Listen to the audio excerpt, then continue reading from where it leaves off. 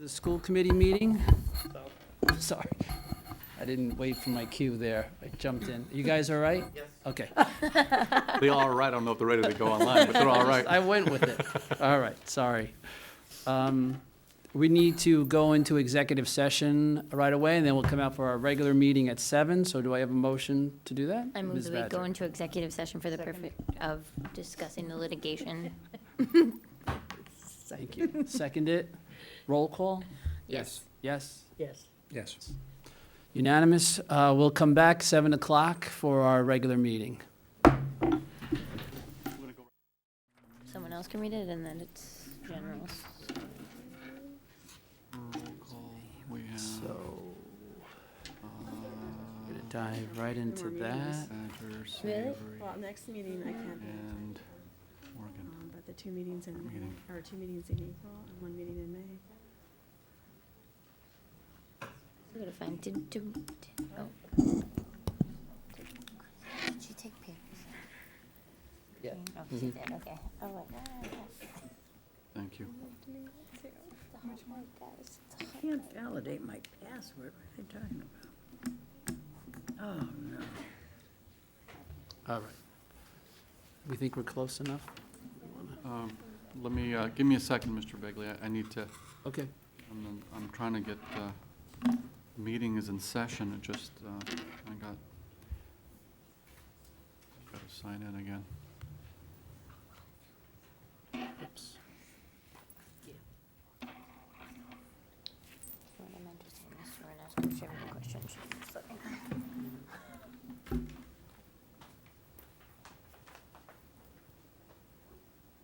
Oh, Nancy. Nancy. I can't get on electronic school. My password. Why am I Need having a all resident student technician. Thank you. Network password, you're on there. Yeah. So she has, I think she has, this? Yeah, see, it says cannot validate. she my has it. She has them. Going with Argyle today. It's not my style, but it's a Christmas present. I like it, it looks nice. Dapper. Paying off. You know the problem is? It's the,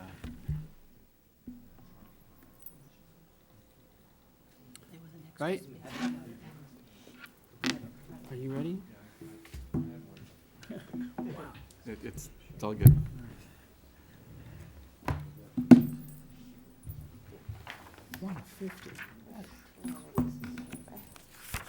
That's basically saying, don't ask for it. Good.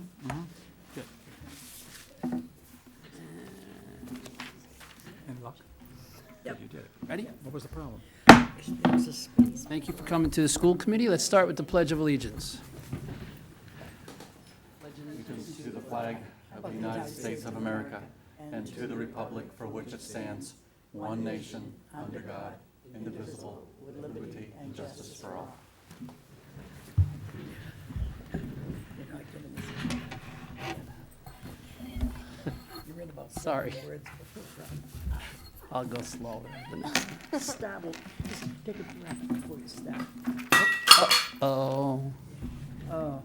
we can get it later. Okay, We can get it know who I later. am. It's okay. Everybody knows who she is, right? All right, You can have mine, I don't care. I'll play you. Okay. Dr. Maestas, would you want to get us started with the Martin Luther King Jr. Scholars? Yes, tonight we are, the first item on our agenda is to identify and recognize the Martin Luther King Scholars. And tonight we have from the Plymouth Public Schools, Dr. Kathy Babini, who's going to provide a presentation. Tonight, Rabbi Silverman could not join us. He was scheduled to come. So Dr. Babini is here to take on that honor. Welcome. Thank you, and thank you very much. This is always a nice, special night to be here. As you know, several years ago, the Interfaith Clergy Council has began a Martin Luther King Scholar Award, and each year we identify one student from each high school to receive that award. So I'm going to let our guest tonight introduce herself from the Clergy Council. Okay. My name is Helen Nablo. I'm the pastor at the Church of the Pilgrimage, and I'm the president of the Plymouth Area Interfaith Clergy Association. Nice to meet you. Thank you. So we have our first award is going to Emily Wynot, who is a student at Plymouth North High School, and I'm just going to share with you a few things of why she was nominated. Again, the MLK Scholar Award is for a student who exemplifies Dr. King's work. And in the letter that was written by Mr. Moore from Plymouth North, he said, "Elite, self-decorated students stand out, but this young lady stands apart because of the combination of academic achievement with integrity and principled character. Emily is among the most outstanding young people I've had the pleasure to instruct. Emily is an outstanding student because of her integrity as well as the respect she affords both peers and faculty at Plymouth North. Academic achievement is hollowed if not grounded in ethical leadership, and Emily is a complete leader in that sense. While viewed by her classmates as a leader because of her academic excellence, Emily Wynot is distinguished among her peers because of her principled character. Emily thrives in the environment in which her skills and knowledge of children's peers and the elderly community. A talented artist, Emily begins to teach a number of 2-week long summer art courses at the Plymouth Art Center for Children. Emily has also supported her art through the Plymouth 400 Committee. She's a member of the National Honor Society and volunteers at the Plymouth Council on Aging through her participation in the Kitchen on the Meals and Wheels program.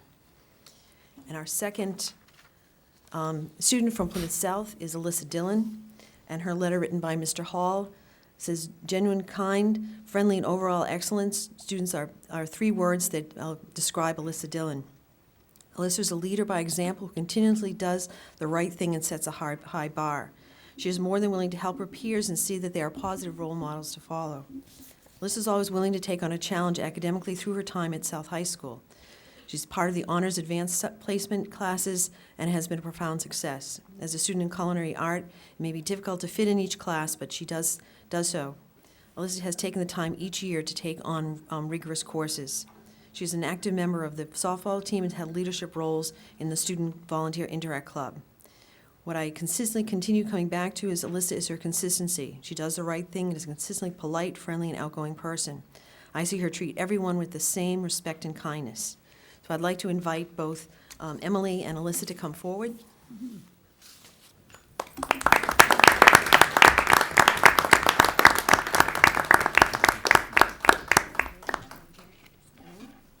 Emily, Dr. King said that the meaning of life is to be learned in service to others. So we congratulate you on your fine academic achievement and on your service to the school and to the wider community.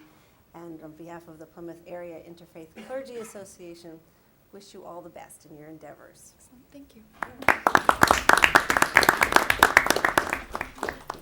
And Alyssa, the same for you. You have achieved academically and you have served others in your community. Continue on with that, and we wish you well in your many endeavors. And in honor of Dr. King, we present you with this. Thank you. You're welcome.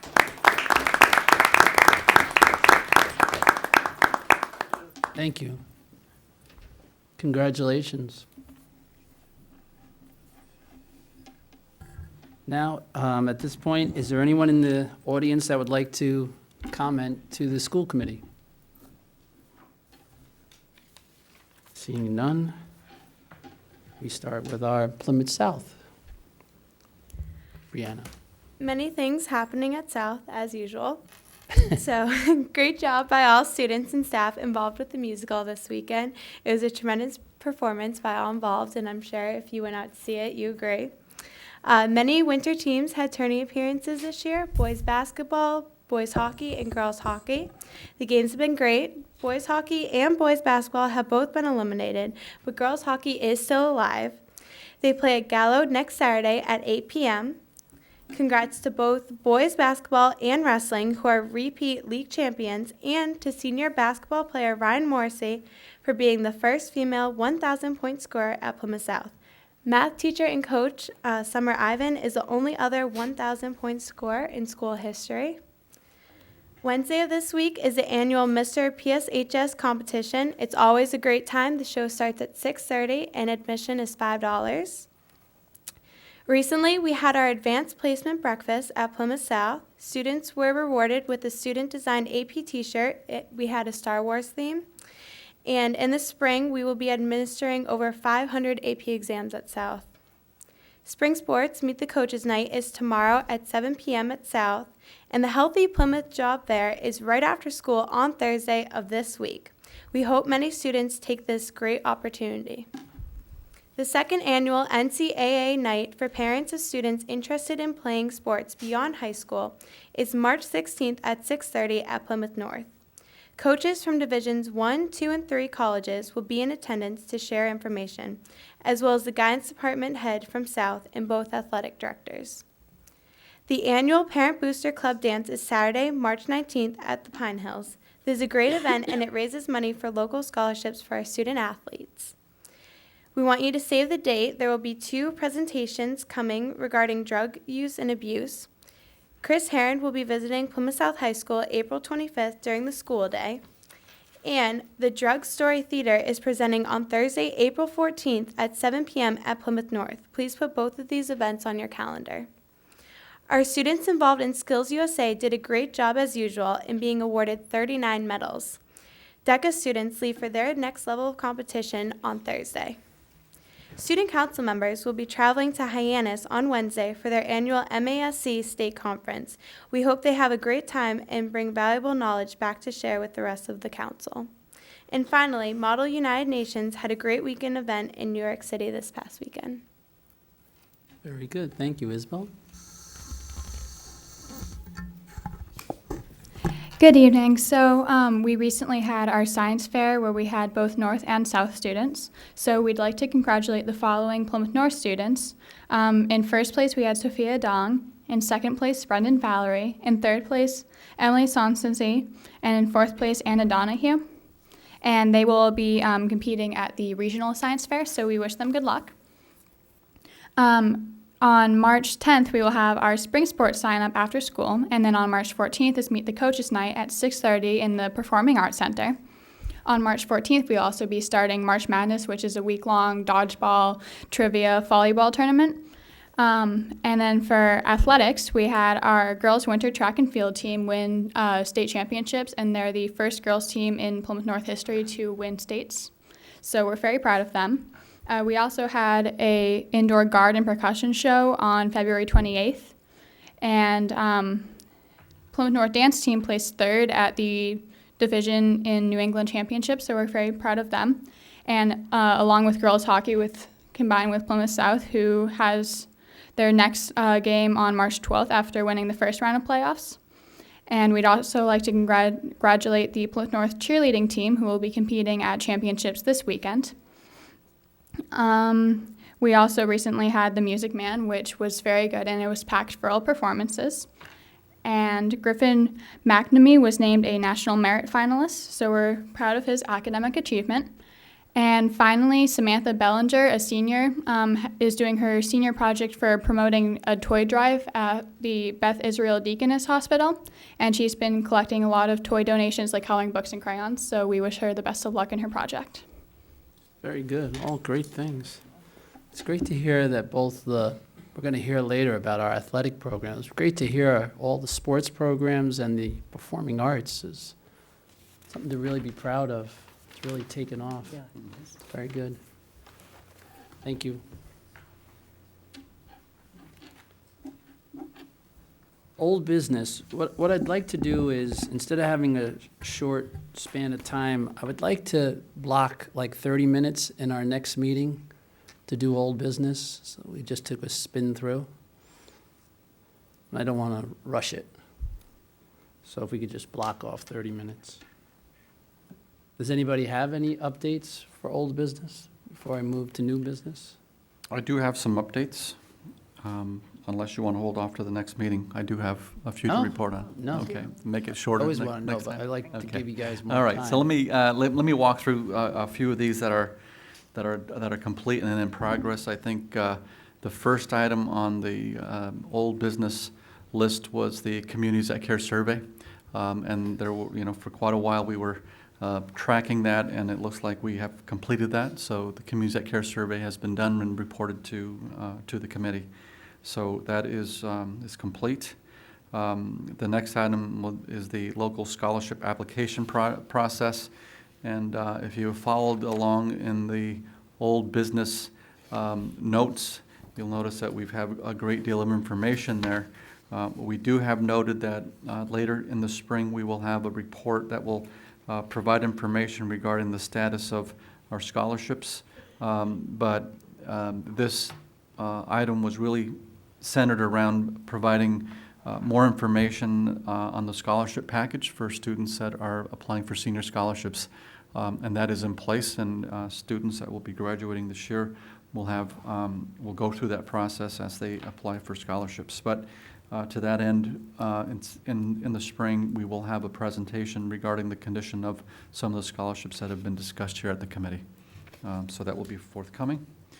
Incident data tracking base, I pass out passwords for you on that. If you need that ever reset, just have to contact me. Board docs versus electronic school board. Board docs is another type of repository and meeting facilitator for boards, and I'm Mr. doing an Begley is analysis on doing that. that, yes. Mm. Okay, so what I have here, Mr. Begley, is that you'll be providing some information on that in the future? Yeah, and we'll do it right in this section Great. rather than reports, just an update to old business. And under MIA athletic events, conflicting that. graduation, the letter was sent by You you. can forget that the 15-minute block or 30-minute block. We're doing it now. We're ripping through them now. So the letter was sent? Yeah, that's out. And That that's one. out, okay. Kindergarten placement, if we could, I have a quick video to show you that identifies all of this, which is for kindergarten placement, which is really centered around full day K. So we have the last of 3 videos. As a that were taxpayer presented. and as a fiscal conservative, one of the things that I have seen in the last 10 years is my home values stay the same, yet my tax bill has gone up by almost 90%. So for us to keep adding on to government spending is something that normally I'm clearly not in favor of. However, this is one of the instances where I think a solid foundation for the education system is only going to help home values for those people who may not have children in the school, and certainly for those that do have children in the school system. In the first year, the $1.4 million budget is allocated for 13 full-time teachers and support staff. The cost will decrease to $800,000 the following year with increased state aid. The implementation of full-day kindergarten will save over $162,000 in transportation costs for the district. I don't think you can put a price on education, first of all. I don't think there's a number that you can say, okay, yep, I can't pay any more for education. Education is important, and whether you're an older resident or a younger resident, a lady said it perfectly at the meeting the other day. She said, somebody paid for our children, and now we're paying for the children forward. That's just how it goes. It all goes to the same pot. This town has a history over the last several years of supporting the schools with 2 brand new schools. This is far less more expensive than it is what we did for the schools by having all-day kindergarten for these kids. Taxpayers will see an increase of 18 cents per thousand in the first year and a decrease to 8 cents in the second year. So for instance, a home valued at $300,000 would see an increase of $54 in the first year and drop to $24 in the second year. You invest in your future, and these kids are our future. Obviously, my son is in kindergarten now. He's my last child. I don't have any more going through the system, so I could very easily sit back and say, nope, not going to do it because it doesn't benefit me. But in the long run, it could benefit me. If we're better preparing our kids from the start, then yes, in the long run, that's going to benefit all of us. If I could go back in time and give all of my kids full-day kindergarten, absolutely, without a doubt. I really hope that parents look at the opportunity their child could have. I think that it's going to better their child, better the school, and I've seen the difference between half and full day, and I'm very, very happy with what I'm seeing in the full day program.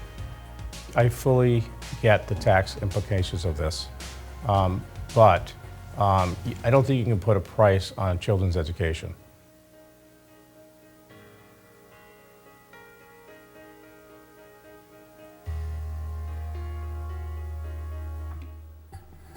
So along with these videos, information is going out to parents regarding the registration deadlines for full-day K or the half-day program. So technically, we're asking our parents to identify if they're anticipating their child entering kindergarten next year. So all that information is being sent out shortly after April town meeting. Matter of fact, that Monday after April town meeting, we'll have better direction on the information we send home to parents. So correspondence will be sent home. And I know there was a concern last school year about parents receiving information. So our goal is to, right after town meeting, we'll have really good direction on what we're doing, and the correspondence will be going out to parents. So hopefully we'll have a good idea of who these parents are. But we want parents to, if they are anticipating sending a child to full-day K next year, we need to know that, okay? Can I say something Yes, at this Dr. point before you Sorensen? move on? I just want to repeat something we've talked about before. It sounds as if town meeting has already approved this. We know town meeting has not yet approved it.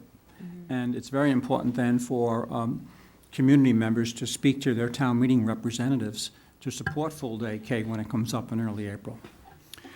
You know, Dr. Sorensen, that's an important point. I did present in front of the town meeting caucus group, you know, where they have their precinct chairs come together prior to town meeting, and they asked an hour's worth of questions. And so, to your point, full-day K is not a done deal.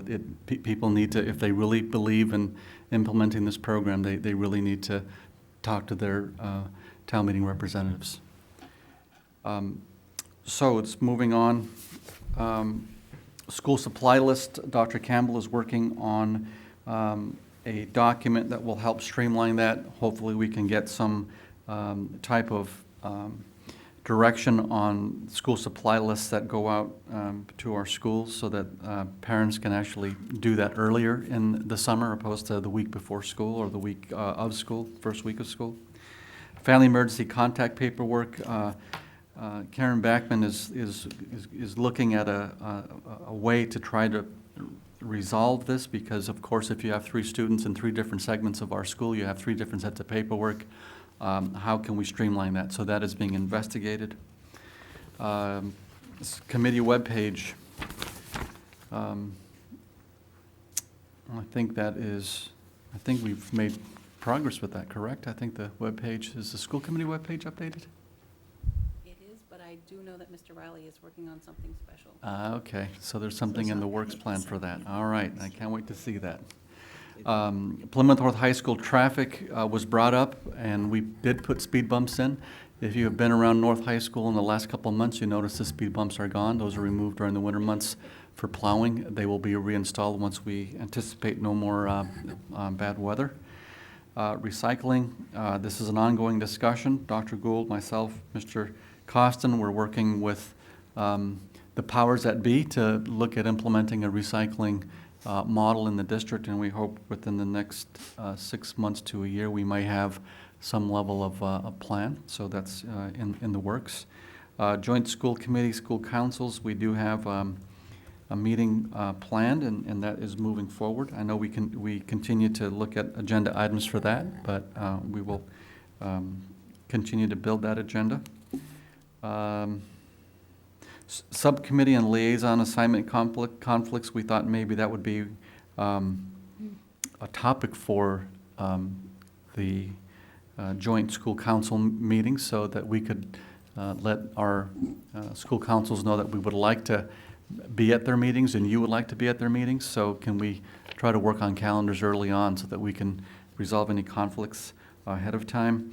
The NSBA Advocacy Institute, that has come and gone and no one went. We decided that no one would attend. Student data privacy in Google, Julia Colby presented on February 15th and provided information to the committee. The information regarding CTE and concussions, I think that is an ongoing topic, and we need to continue to investigate that. I know that's a hot button topic for our athletic directors and for our school nurse leaders. So I think that is going to probably stay on our list for quite some time until we get some kind of indication of what our position in the district is. So with that said, Mr. Begley, I think we covered what's on old business. Good. I was out of sync with you on that. I thought we didn't have anything tonight. We have for a while, it's just, we had a moment to do it, so. Okay, I good. think we're good. New business. Ms. Badger. Now that we cleared all that off, I'd like to add one thing. So we had an advocacy meeting 2 weeks ago, maybe, and we were talking about, we're always getting the questions about Common Core and MCAS 2 and Park and all these different things. And obviously with the second version of MCAS or whatever that is, we don't have a whole lot of knowledge on right now. But we were just talking that it might be helpful if maybe we took some time in a few meetings and someone from staff could present to us about Common Core, about different that, and maybe produce a small video, like kind of like the kindergarten videos that you have, so that we can share that out with everybody. When people ask us questions, it's it's something quick that we can send their way for the general idea. I think Dr. Campbell would like to be the face on that video. So. It's all right. I'll go behind the camera and help with the development. It's quite all right. Specifically to what Common Core is, because we did speak to MCAS 2.0 when I did the MCAS and Park presentation, but would you like to incorporate that as well? Yeah, and we were talking about Common Core and new math and all those things that people are like, I don't understand. They all go together. They're all part, I think people confuse Park and with Common Core and think exactly. one is and that's kind of synonymous with something the that other. we want to separate or at least educate. Sure. So we could do that in a variety of mediums. Perfect. Great. Thank you. No problem. That's it. That's it. Thank you. Anybody else have something? I have one to add. This one, I've asked Dr. Sorensen to give us a presentation at the next meeting concerning our Chapter 74 offerings, our career, vocational, technical education. We have a situation where we have courses offered at North that are not available at South, and we thought that was going to be taken care of with the new building, but it's not built into the plan right now for those courses to be offered at South. So we need to come up with a way they're currently not Chapter 74 either at North. So we need to come up with a way to establish equity between the two buildings, because we do have kids that are interested in engineering and facilities management, and I don't want to, it's woodworking, or what's the third one? No, it's facilities, we have facilities management, we have allied health. Allied health, that's the old one. And then we have that one is Chapter engineering. 74. Yes, allied health is Chapter 74 because it was in place Grandfathered before. in. Yeah, it was So we grandfathered. want to have a discussion about this, because we do have some parents that brought it up at the meetings, and we need to take action on it so that they can plan what their schedules are going to look like next year. And we need to know how we want to approach this. So I just wanted to get it on the radar under new business. And Dr. Sorensen and Mr. Hanna will do a presentation at our next meeting. That'll give us a proposal of how we could offer it to the South kids to go up to North to attend those classes. Whether they come up with a lottery process or whatever process they come up with.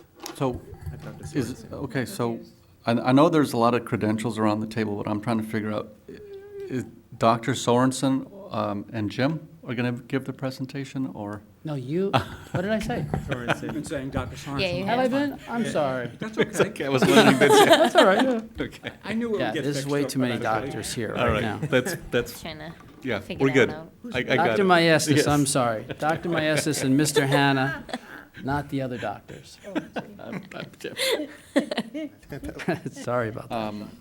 Yeah, we'll have information for you, probably a little bit of the historical perspective, and then, timing, because timing is really important because of scheduling, so that has to be, brought up too, so we'll bring a lot of information. Yeah, we need for the to committee. come up with a way to do it, though. Like, we've discussed it a lot, but the idea of waiting for it to be Chapter 74 or whatever, that's all be part of this discussion. Yep. Because there's no way we can do it in the time frame, and we didn't plan it into the new building. And long and short of it is, we have kids that want to attend and they can't, and future kids should be able to attend. Shouldn't be based on where you are in town. You should have the equal opportunity. Yep. So we'll get that Sounds next good. time, Put on the next agenda meeting. next time.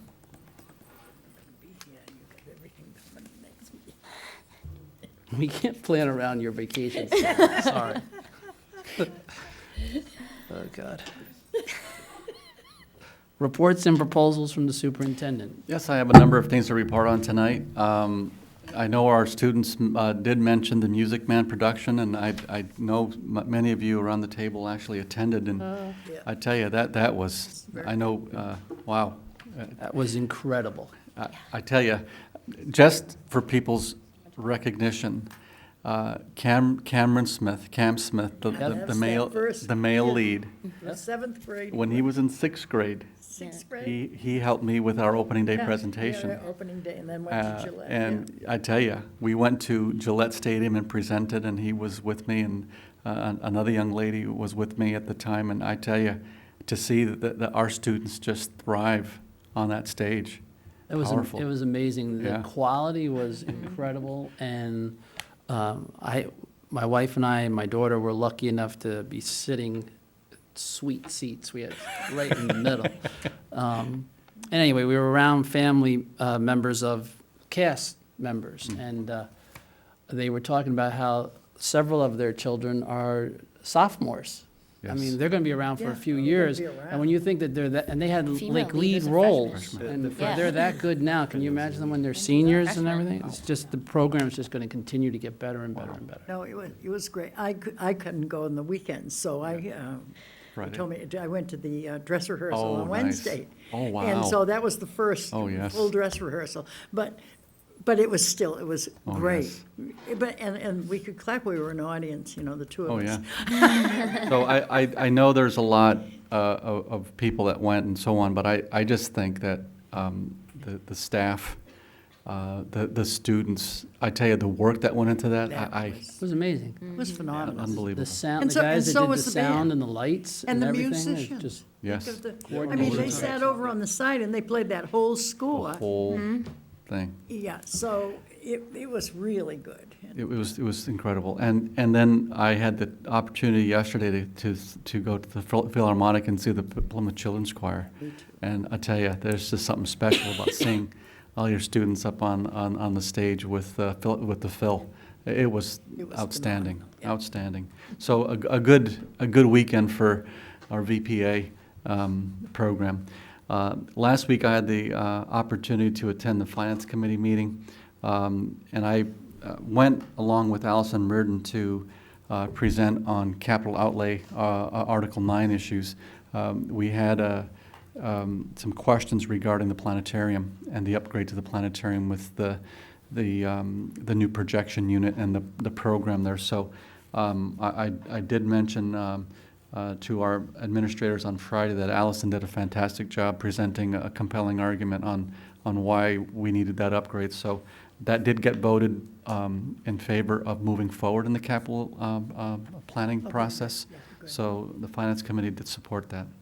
On Friday, I will be presenting at MassQ in Worcester with Julia Colby and Emily Goonan on the topic of increasing your district communication to the use of social media. So we will be presenting to educators throughout the state, more technology leaders and superintendents and administrators. So that's going to be happening. And then just for your calendars, we will be hosting, we're having Katie Greer come back. And Katie Greer is an internet safety specialist. She came and did a presentation for our middle school and high schools. Katie will be visiting over a 2-day period of time, Monday, April 25th, and Tuesday, April 26th. She will be presenting at 4 schools on the 25th and 4 schools on the 26th to be able to inform our youngsters on the perils of the internet and safety. Now, she is doing an evening program on the 26th. So we'll be publicizing an evening program, and hopefully we'll get a lot of parents to come to that and community members. So that'll be on April 25th. And 26. excuse me, April 26th. So with that said, that's what I have for my report tonight. Thank you very much. There's a few things that we'll circle back on when we do the reports later on in the night.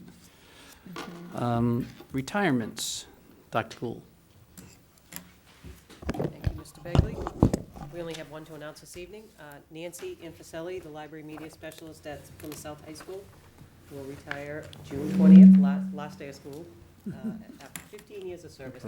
She'll be lost to South High. I know Patty Fry is not happy that she's leaving, but wishes her well.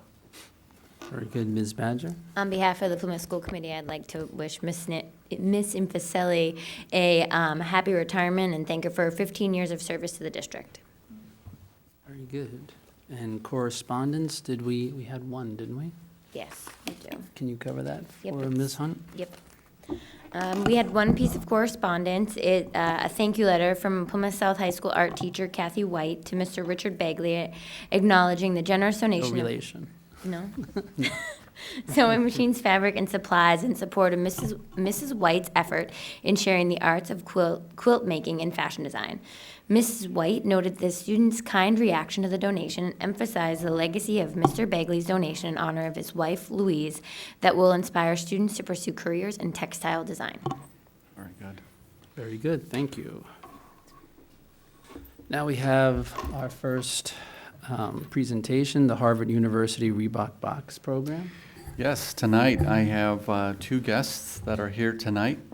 I think some of you are aware, we've talked about it here at the table, about the program that we are engaged in with Harvard Medical School at Reebok and Spalding Rehabilitation Center.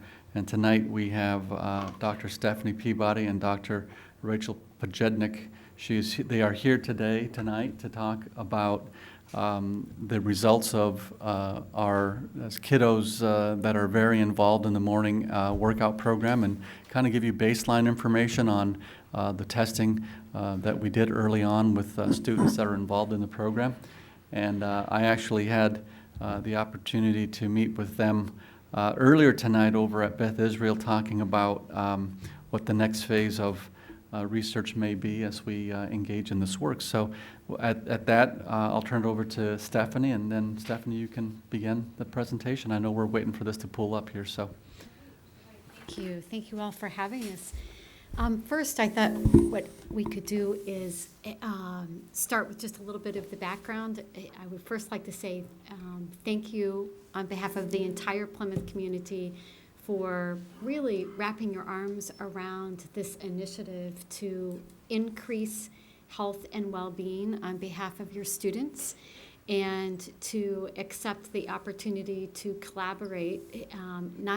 When we came to your community, it was not for the purpose of coming in and collecting data and leaving. We're a different type of researcher breed. Our goal was to come in to a community that was invested in health and well-being, not only at the school level, but also comprehensively at the community level. And it was also to work within the entire stakeholder group within the community to understand what your stakeholders viewed as priorities related to health and well-being, and the potential implications and outcomes to come from that. We did not want a short-term collaboration. We were looking for community partners or communities where we could create a long-term relationship. And there was much work that went into the vetting process to determine appropriate communities. And I want to say that, your leadership under Gary, and also your leadership with Beth Israel Hospital, and then your entire Healthy Plymouth initiative is really what solidified our decision that Plymouth was the community that we wanted to make a long-term commitment to. So first, I wanted to say thank you on behalf of everyone who really helped us to come and form this collaboration with Plymouth. Next, I would like to make sure that we acknowledge all of the principals and all of the volunteers, the box trainers, and all of the parent volunteers and community volunteers who have come together to really help us not only launch such a significant initiative where we came into your community, not only brought an brand new evidence-based before school physical activity and nutrition information program, but we trained an entire army of volunteers in your community to not only understand the curriculum of Box, but also to facilitate that.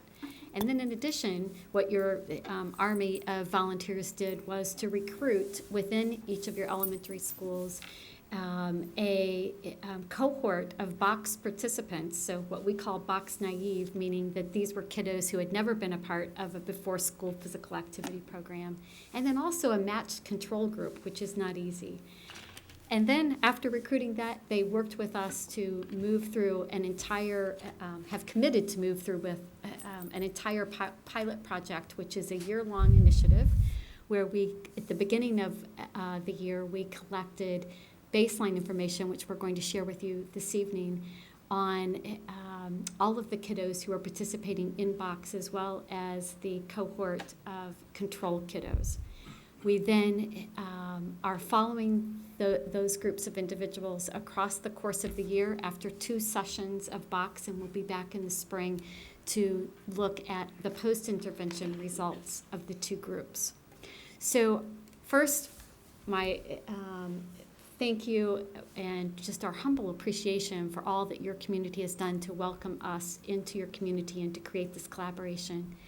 Next, what I would like to do is pause for a moment and have Ronell share with you, who is from Box this evening, share with you a history of what Box is, so that you have a little bit more understanding of what we're doing in your community 3 mornings a week for 40 minutes a day before school starts. And then what I'm going to do is hand it over to Dr. Pachegnik, who is going to share with you the results of our baseline, and then I'm going to wrap it up with talking about some future directions. So with that, Ronell. Hi, everyone. My name is Ronell Denegri. I'm the Boston Area Coordinator for Box. So I'm responsible for the programming aspect. So I work with trainers on any curriculum problems they're having or questions, as well as anything to do with kind of running the program. So about Box, for those of you who haven't heard about it or know too much about it, it was started by this woman, Kathleen Tully. So we have the slides. There we go. So I'm going to run through a quick Box pitch. So this is what we show to people who are interested in the program and want to learn more. So our mission, in a broad sense, is just to get kids moving. When my boss had started this program, she realized that there was such a deficit of physical activity in kids, and she saw the value in physical activity. And so what she wanted to do was to take her mission and her vision of kids being active every day and tell everyone. So that's on a broad scale of what we want to do, is just get every kid moving before school. So the vision, to make a world where everyone sees a value in physical activity. We know the research, and a lot of people, when they think of why physical activity is important, we think of just the physical benefits of, being able to run longer or being able to run faster. But in reality, it's so much more than that. It's being able to study longer and be able to be a better student in the minds of kids. So what powers us is these 4 main strategies, and the first one is obviously move. How do we get kids moving every day? And we did that by creating these tools to empower and connect our trainers. So if we give our trainers the tools to get kids moving, that they'll do it. And by doing so, they're going to meet more people who have the same mission. And to prove and educate, we know the research, which is why we're so happy that we have Harvard, but to prove and educate that not only is physical activity working, but we have a program that's easy for you to implement, and it's easy to make a change in your students. And the last one is to grow. How do we grow this program big enough to get every kid moving in the morning? So it was inspired by this book called Spark by Dr. John Rady. I don't know if you have heard of this, but it's quite the book. When I first started, my boss said, "Go home, this is your homework." And so it was inspired by a study done by Dr. John Rady in Naperville, Illinois. And what they said was that, if we give these kids 30 to 40 minutes of moderate to vigorous physical activity, that we're going to see an improvement in their test scores.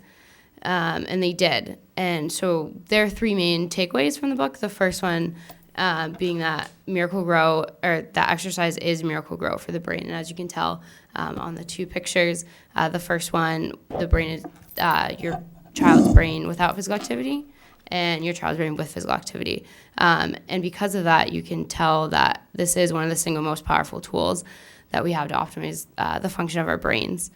And so one of the things that he realized, Dr. John Reedy, in the study was that we've kind of created a culture of spectators for sports, and we've been teaching these skills instead of teaching fitness. Is, how do we promote going for a hike on a Sunday afternoon instead of watching TV? And how do we make sure that kids know how to do squats, push-ups, and things that they can continue on after their careers of athletes are over, essentially. So our brains and bodies are inactive. Regardless of all the research that we have, we know that physical activity builds healthy and strong bones, decreases the risk of obesity, chronic diseases. It makes us happier. It reduces anxiety and depression. It also improves our academic achievement, grades, and standardized test scores while boosting cognitive skills, concentration, attention, and classroom behavior. Even with this research, kids are severely inactive. Only less than 4% of elementary schools provide physical activity every day. Only 8% of students 12 to 15 meet the physical activity guidelines presented by the CDC. 11% of elementary schools provide a regular recess, and 3 states require elementary schools to provide the recommended 150 minutes of PE a week. So what can we do? So what we want to do is we want to give you guys the tools to promote this, and as you guys have been doing, we want to be able to support you so that we can make this program successful for you guys. So this is just a quick how Box works. It's typically run 2 to 3 days a week for 40 minutes, and it focuses on functional fitness, so squats, sit-ups, push-ups. And this is a lesson plan. We want to make this as turnkey as possible, and we want to make this easy. So each day is lined out in a lesson plan, which starts with a meeting, getting the kids ready, and moving into a warm-up, a running-related activity, and then a game, and also the skill of the week. We have 12 different skills of the weeks that are run through the session. And another component is the nutrition piece. Even though physical activity is obviously very important, there is obviously a nutrition component that we want kids to understand at a younger age. So if they know at 5 and 6 years old to look at labels, they're going to know at 16, 17, 18, and as they grow older, that nutrition is important and what to look for. So you guys have already done this, so we can gloss over this. So right now I think this is a little old, so we're in over 1,700 schools right now, so we're super excited. And we're very excited to have Plymouth to be a part of this and to help us with the Harvard study. So there's a lot of different ways that Box can be a part of the community. As you guys have seen, we see it in the schools. But there's also, we have it in community centers, YMCAs throughout the country. And it can be run anywhere, and that's kind of the beauty of the program, is that we've made it pretty easy. So this is just where we see our impact most, is academic performance, physical fitness, nutritional knowledge, and also executive functioning. And we have, right now, obviously the Harvard study, but we've also done presentations with, or research with Ncaa and also Dr. Wayne Westcott. So this is what parents are saying, which is probably some of our most valuable data. These are, they see their kids every day, and 98% of them would sign their kids up for Box again, and 92% of parents say that their kids are excited for school on Box days, and which is really cool, especially when you see that the kids also feel the same way. This is something that they look forward to, and as we saw in Natick, which is where we piloted the program first, when it first began, it's a part of their culture, and it's great. They look forward to Box days, and we're hoping the same for Plymouth. Teachers also, who probably see an impact in the classroom the most, and the most in terms of cognitive functioning, 84% of the students seem happier and or have more confidence and are more alert. So what the kids are saying, as we had said, they love it. All kids love the opportunity to play. So what's better than having 40 friends every morning to run around with, play games with? And so these are just a few of our partners. Obviously, we're funded through the Reebok Foundation, but we also work with the Bruins Foundation, the Boston Foundation, Blue Cross Blue Shield, Metro West. And so we just want to be here to make a difference in your community, and we're really happy that you guys are so accepting of this, and we're really excited to keep our partnership going with you guys. Thank you. Thank you. Something that I think hasn't been said is that this program was brought to Plymouth. The box program is completely funded by the Reebok Foundation, and the study that is being conducted by our team is completely funded by the Reebok Fitness Foundation. So this was something that was brought to Plymouth completely without any cost. So I think that's an important part for you guys to know. So with that, Dr. Bajagnas is going to share information about the baseline data, and I just really want to reiterate that the baseline data was the data that we came in and collected from parents, teachers, and the students themselves who were either a part of the box program or were a part of the control group. This was before any intervention, and this was just to give us an understanding of what the health and well-being was of your community. And especially what we were looking at was the information that was provided to us from the Director of Nursing report, which was one of the influential decisions in us coming to Plymouth. Because it told us, okay, there are some concerns, there are some issues that are not perhaps atypical, but certainly a community that has some needs that can be addressed perhaps through evidence-based solutions. And so with that, there was a stakeholder survey. Are you going to talk about that? Great, so we'll go from there. Right, good evening. Thank you so much for having us. I just have to say sort of anecdotally, I'm so thrilled to be a part of this project. Before I went back to grad school years ago and got my doctorate to look at what helps students. I was a science teacher for 5 years. I was a middle school science teacher. So the health of your children, of your students, is at the center of all of our hearts. But as a teacher, I appreciate how hard and how invested you all are and work. And so there's my personal little pitch. So I'm here to present the data. So Ronell did a nice job of presenting sort of the overall enthusiasm about Box, but this is specifically about Plymouth. So just looking at the students that we collected data on, we have grades 1 through 5 in Plymouth, and we're expanding that out in the second part of the study, which is happening in this semester. So this happened between September and December. And so I'm not going to go through all the gory details, but just know that we had a really large sample set, so about 460 of your students, pretty evenly represented between both children that are participating in the Box program and, as Dr. Peabody mentioned, the control group. So these are just students that are students in your school that are not participating in the Box program. We also, if you look at the pink down the bottom, collected surveys on the students that are age 8 and older. So we use these evidence-based surveys that have been validated. Under age 8, they don't take the surveys. That's why that's not a full representation. We also had the parents of these students completing surveys. So we wanted to know, what do the parents think about this program and the health and well-being of their children? And then we also surveyed your teachers. So we get this triad of information from what the children are feeling and thinking, what the parents are feeling and thinking, and what the teachers are feeling and thinking. So this is the breakdown. We looked at Cold Spring, Federal Furnace, Hedge, Indian Brook, Manamet, Nathaniel Morton, South Elementary, and there's the breakdown between the amount of students that we have enrolled, the surveys, the parents, and the teachers. So what did we find? The average age that we surveyed, so these are based on the survey, so these are the children that were old enough to answer the surveys, are age 8, a little bit older than 8. The height and the weight and the BMI of your children is all actually quite normal, so good job. And then we also surveyed their 400-meter run, which is our proxy measure for how fit the children are. So these will come up in the future slides. So this is a pretty important slide.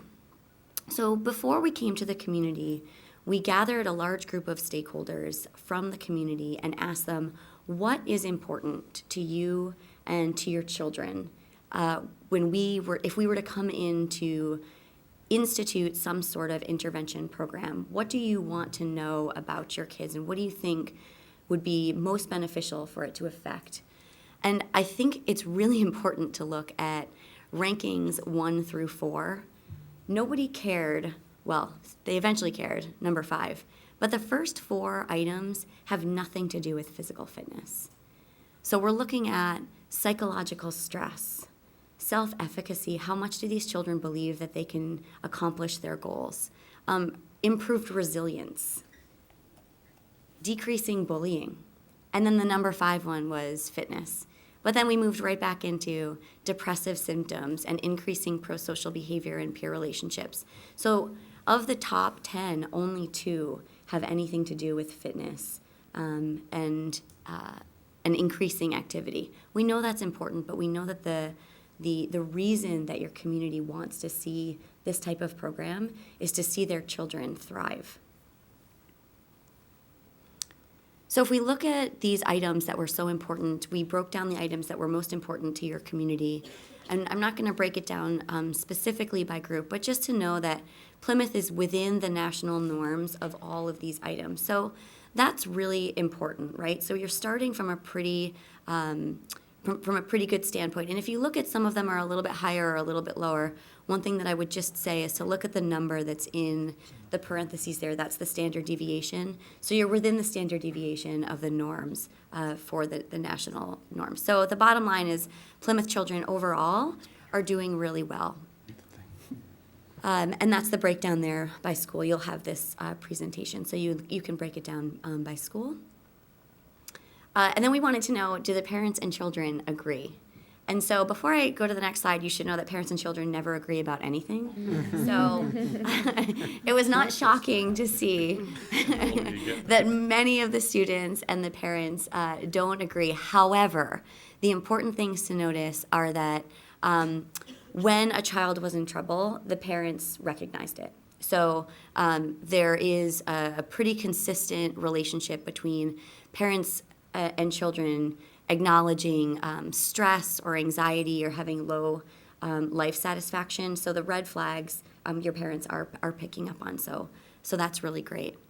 And then we wanted to know, do the caretakers agree? So do the parents and the teachers agree? Are they seeing the same thing? And here we see a very strong relationship. So we see a highly correlated relationship between the parents and the teachers with regard to symptoms of ADHD, conduct problems, and peer relationships. So when a parent notices something, the teacher is also noticing, and vice versa, which is a really great collaboration that you're seeing between the caregivers of your community. And then this is where we sort of start to see the data where the rubber kind of meets the road, right? So the physical activity, physical fitness, and vitality level predict social and emotional adjustment. So this is what we're looking at with the box intervention, is we want to know, does physical activity actually improve these psychosocial outcomes that your community is so concerned with? So again, we go back to these items that your community was concerned with, and we see somewhat striking relationships when you think about looking at data. All of the light green are positive emotions, right? So we're looking at things like self-efficacy, positive emotions in general, peer relationships, life satisfaction, and school engagement. And we see very strong relationships between those positive outcomes and physical fitness vitality levels. So when the kids were surveyed and asked what your fitness level was and what overall vitality was, we see that the more fit they are, the more fit that they think themselves to be, the more self-efficacy they display, the more positive emotions they have, the more school engagement they have. And conversely, we see almost exactly the same effect, but in an opposite way with the negative emotions. So when they're more active, they feel less fatigued. They feel less depression and anxiety, less stress, and less anger issues. And so this is something, as researchers, we pick studies to present on that show this information, and your students are actually demonstrating it in a very strong way. So then we asked the parents with regard to the same measures. So we asked them to rank their children's physical fitness and vitality. And we see direct correlations. We also asked the parents about sleep. So we see that as children are more active, they sleep better, they're less fatigued. That one's not quite as strong. But their peer relationships, stress, depression and anxiety, positive emotions, self-efficacy, and life satisfaction are all correlated in the same way. So it's great as researchers to go out and do survey data, but it's really important to also put some quantitative data. So we actually measured your children's BMI and fitness, and we found almost exactly the same relationship. So when the children are feeling fit, they're feeling all these positive emotions. When they're actually fit, they're also experiencing all these positive emotions. So the parents are, we see that the parents are actually pretty good at predicting their children's BMI, not so much at predicting their children's fitness. But we do see that measured physical fitness is related to self-efficacy, life satisfaction, school engagement, and also teacher reports. So when the children are actually fit, you see these positive outcomes. We see that lower BMI and 400-meter times are associated with higher well-being scores. That's what you would want to see, so that the 400-meter scores, the quicker, so the shorter distances are more fit. And that actual fitness levels predict positive well-being. So one area that our group is really interested in is self-efficacy. The research, I'm a physical activity and nutrition researcher, and the research has been very, very, very focused on BMI lately, which, to be completely honest, is kind of a horrible proxy. You can be quite fit and have a pretty high BMI. You can also, when you're measuring, so one of our outcomes is to measure change in these measures over 12 weeks and then over the full year. With children, it's really, really challenging to see changes in BMI that quickly, but you can see changes in cognitive function and psychological outcomes. And so self-efficacy is one of our main focus areas. And the way that we're defining it, I'm just going to read it for you, is an individual's belief in his or her capacity to execute behaviors necessary to produce specific performance attainments, to complete tasks, and reach goals. Self-efficacy reflects confidence in the ability to exert control over one's own motivation, behavior, and social environment. So this is really the way that the child is perceiving their ability to engage with the environment around them. We see that self-efficacy is associated with more self-confidence, with perseverance, with greater effort in performing tasks, which is so critical in the classroom, with better choices regarding personal health, which we were just at the BI, and we know that that's so critical for health as the children age, and then better academic performance and pro-social behavior. And so we do some modeling with all of our data, and we find that self-reported fitness scores predict self-efficacy when we control for several various other variables. And then this is the one that sort of also gets me, is that the higher BMI scores predict lower self-efficacy. So although we know that BMI is kind of a terrible proxy for health, we do also know that there's something going on there between the BMI of the kids and the way that they feel about themselves. So it is an important element to address. And so the next steps, though this is our alpha analysis, as I mentioned, this was just through September to December. We're following up right now. We've collected all of the data in December, so we'll have one semester's worth, so this is 12 weeks of the program, to come back and report to you what actually happened when we instituted the BOX program. And then we're coming back in May to follow up one more time, so we'll see these children over one full year of participation 3 times a week in physical activity. And so we want to look at, in addition to these psychological outcomes that I've presented today, we've worked with the district office to help us gather grades and academic performance. So we're looking to see some actual qualitative outcomes. We're looking to see outcomes of physical health, so specifically, how often are these children absent from school? We're looking at discipline problems and also school engagement, both from the surveys as well as their academic performance. So what we're trying to really figure out here is, does a before-school physical exercise program like BOX make a difference in physical health, specifically brain health and overall well-being? And then how can we use the results of this research to enhance health and well-being throughout the Plymouth community. And this is something that we were having this meeting beforehand, is it's really important to know where you're at as a community. It's really important to understand, what the starting point is, but the jumping off bit from here is, what do we do about it, right? So we know where we're at. We're looking at one intervention here where we're trying to increase the physical activity, which we believe is a really critical component to learning and to health overall. But then the next piece is, how do we leverage that information to make change and to really create an environment that's the most engaging and the most healthful for your students? And I'm going to turn it back over to Dr. Peabody, and she can really go into where we're going next. Great, thank you. So one thing I really want to say when you look at this data is that the kiddos who participated were perhaps not the kiddos that need to be participating. So one of our really important next steps is to determine, one, what is a true representative sample baseline of the Plymouth community.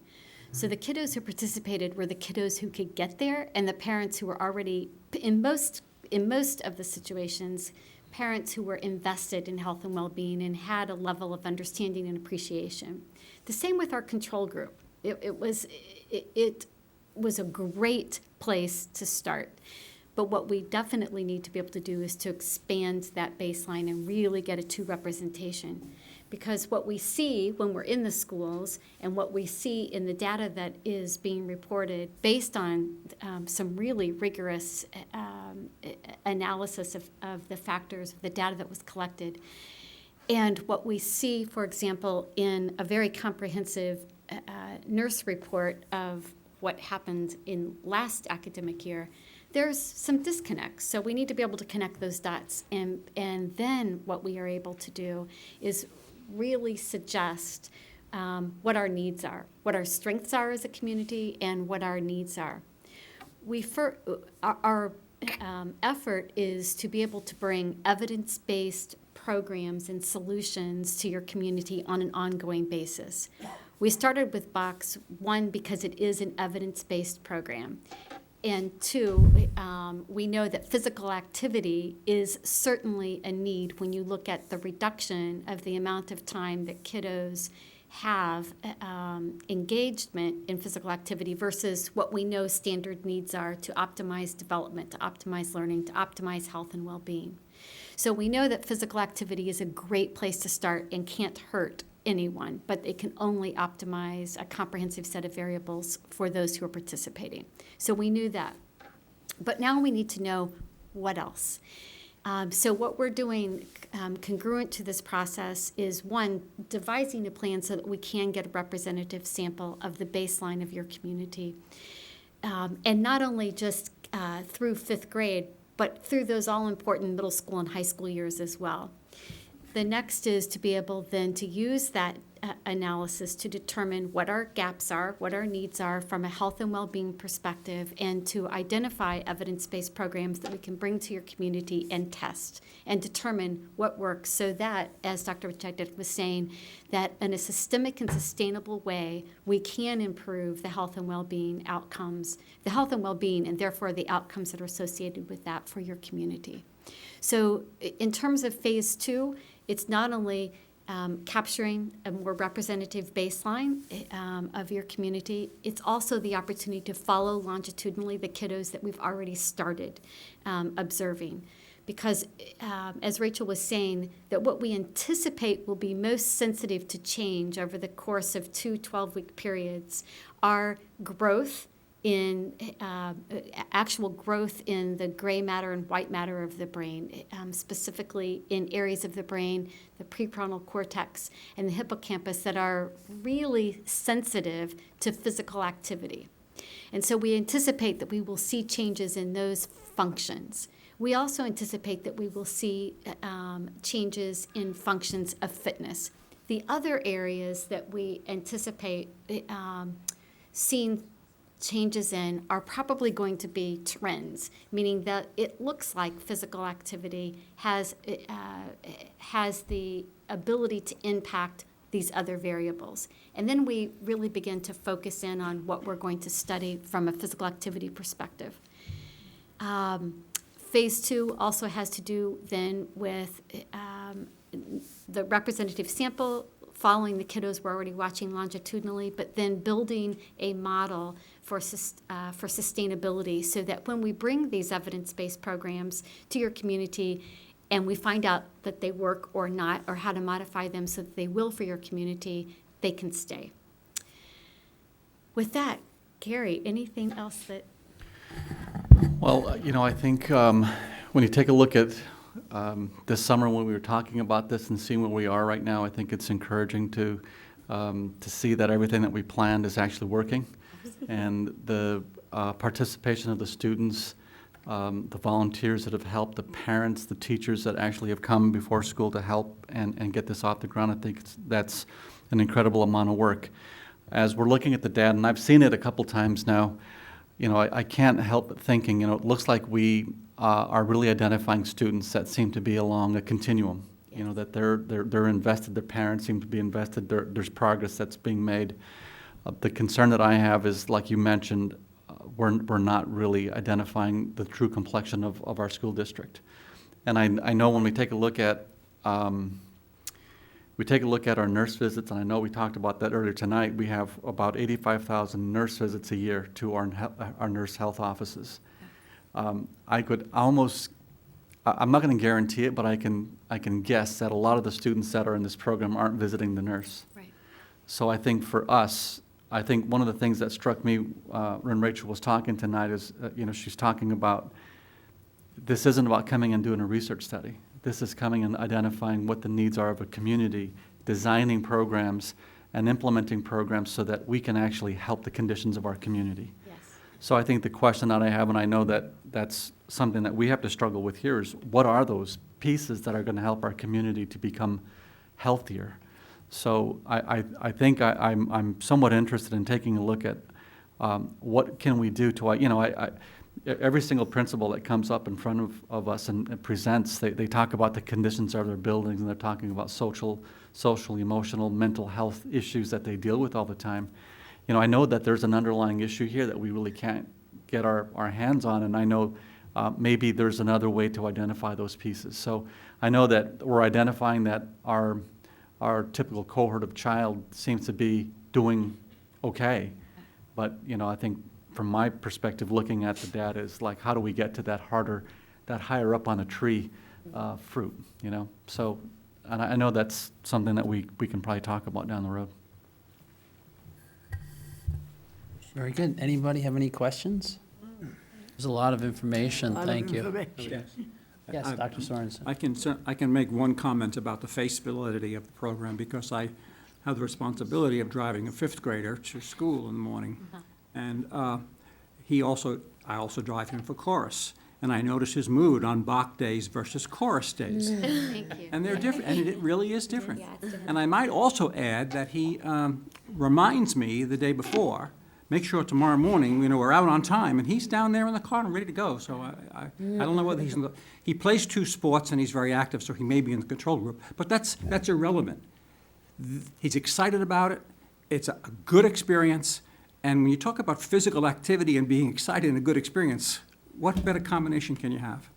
And one final point, I hope you're controlling for his prepubescent changes, because I'm watching them happen now, and it's not the Bach program. Or maybe it is the Bach program, I don't know.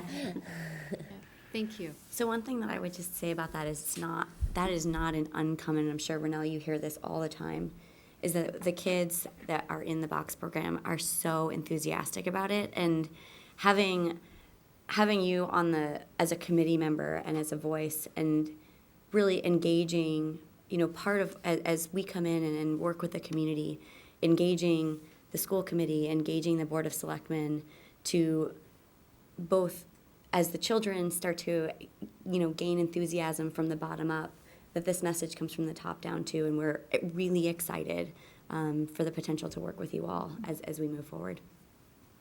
Very good. Thank you very much. Thank you. It was very informative. Thank you.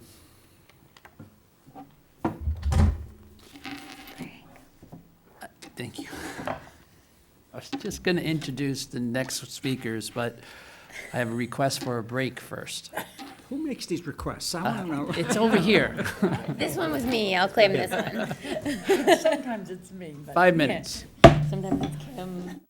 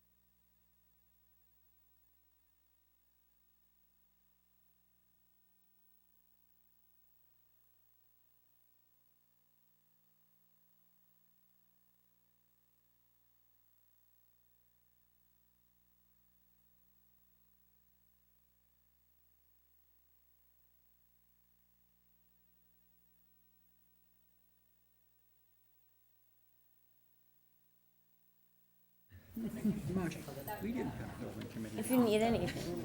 No, no. I haven't missed one. I missed that. Did you go? I've had 3 terms. Was it good? 9 years. Yeah, my son graduates this year too.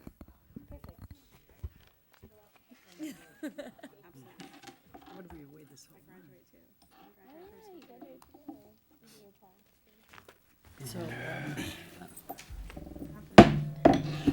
Okay, let's go again. Now we have our athletic programs, our 2 athletic directors, and it's nice seeing you guys. I'm sorry you had to wait a little No bit problem at all. longer. Thank you for having us. It's all good. Thank I you. told Tom this is his first time, and I'm kind of been here a few times, so I told him he only has 50 minutes to get it done, so. He's trying to lead Oh, you down the boy. bad road. I learned a long time ago not to believe anything he said. It's smart. Who's gonna attack it first? North. I will. North. North is first. There we go, I got it. Thank you. Thank you for having us here. I'd like to say it's both an honor and a pleasure to be here tonight to speak on behalf of the phys ed, health science, and athletic programs at Plymouth North High School. I'll jump right into things with our physical education and health curriculum.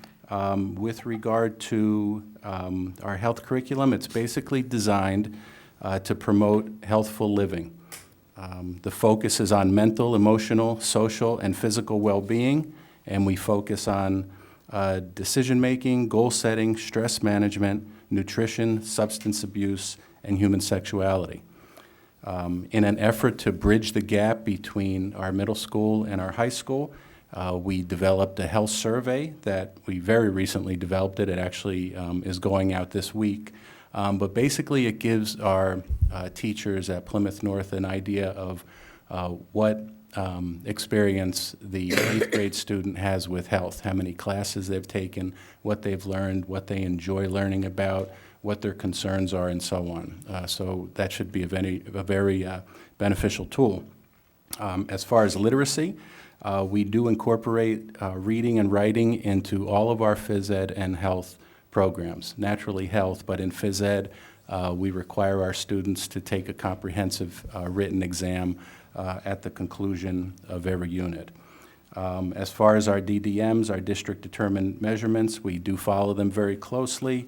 We utilize FitnessGram and also our essential questions with that regard.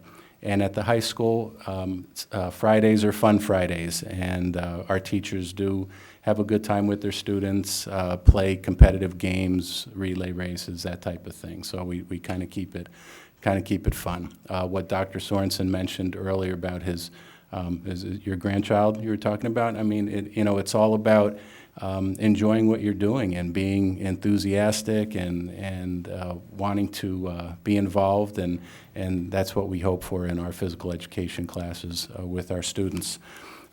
This year we implemented new PE electives, and they've been very well received by our students.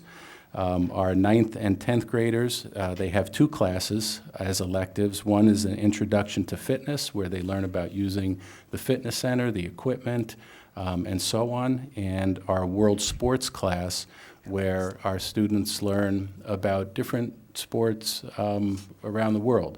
They learn the difference, and and they learn how to play cricket and baseball and rugby and football and so on. Tookball is another sport that they learn how to play, which is like team handball. So the teachers have a good time teaching it, the students have a good time learning about different sports and different cultures. Our upperclassmen, grades 11 and 12, they have 3 electives. One is current trends in fitness. The second is fitness and wellness for life, which is really a classroom-based class, and that's designed for the student who is interested in pursuing some type of health career or health-related career. And then we have sports education, which some students call it the PE, APPE, or something like that. And basically that's designed for the really focused student athlete who is interested in furthering their athletic knowledge with regard to coaching, officiating, and so on. And some of the requirements within that course are observing officials and observing coaches and keeping a log and so on. So it's a really great course. And that's basically it for our electives. With regard to, did I? We're keeping up. I went a little fast. Okay, all right. Now with our middle school here. Cooperation with our middle school, and primarily I'm talking about PCIS. We held our first annual soccer jamboree, and you can tell by the picture down on the bottom, we had well over 100 athletes playing soccer. We invited all of our middle school soccer players, opened up the fields. This was a brainchild of John Tossi, who's our boys varsity soccer coach and phys ed teacher at Plymouth North. And it was just so well received. The kids had a great time. It was great seeing the facility with so many people there, so many young, enthusiastic student athletes, and we will certainly do that year after year after year. The health survey is another piece of the middle school connection. I do have monthly meetings with the health and phys ed teachers at PCIS. We do share in professional development opportunities, and we had an 8th grade orientation night very recently, and during that evening, I spoke to the students and the prospective students and parents about athletics at Plymouth North, about physical education and health classes we offer. So we feel that we do have a very strong cooperation with PCIS and our middle school. With regard to our athletics, athletics at Plymouth North, we basically, in the fall, had 500 students, 501 student athletes played sports. In the winter, we had 381 sign up. Last year, we had 344. So there is an increase there. Last year's number in the fall was at 500 as well. So there was no increase in the number of students. And in the spring last year, we had 420 students. And we will be having our sports sign up on Thursday, so I can't give you a number for that yet. I can tell you in the fall we had 20 teams. In the winter we had 15 teams. In the spring we will have 17 teams, which is a total of 52 teams for the year. The league we play in is the Patriot League, as some of you know, and you know, based on other leagues, this is a very, very competitive league. You can see how it's divided up into the Keenan division and the Fisher division, and I know Scott Fry will get into a little bit more detail with regard to the Patriot League and the divisions. Speaking as an educator, parent, community servant, coach, past coach, athletic director, and so on, I can tell you that high school athletics is not just about winning games. It's about teaching your student athletes life lessons. It's about monitoring how they conduct themselves. It's about being a role model for them.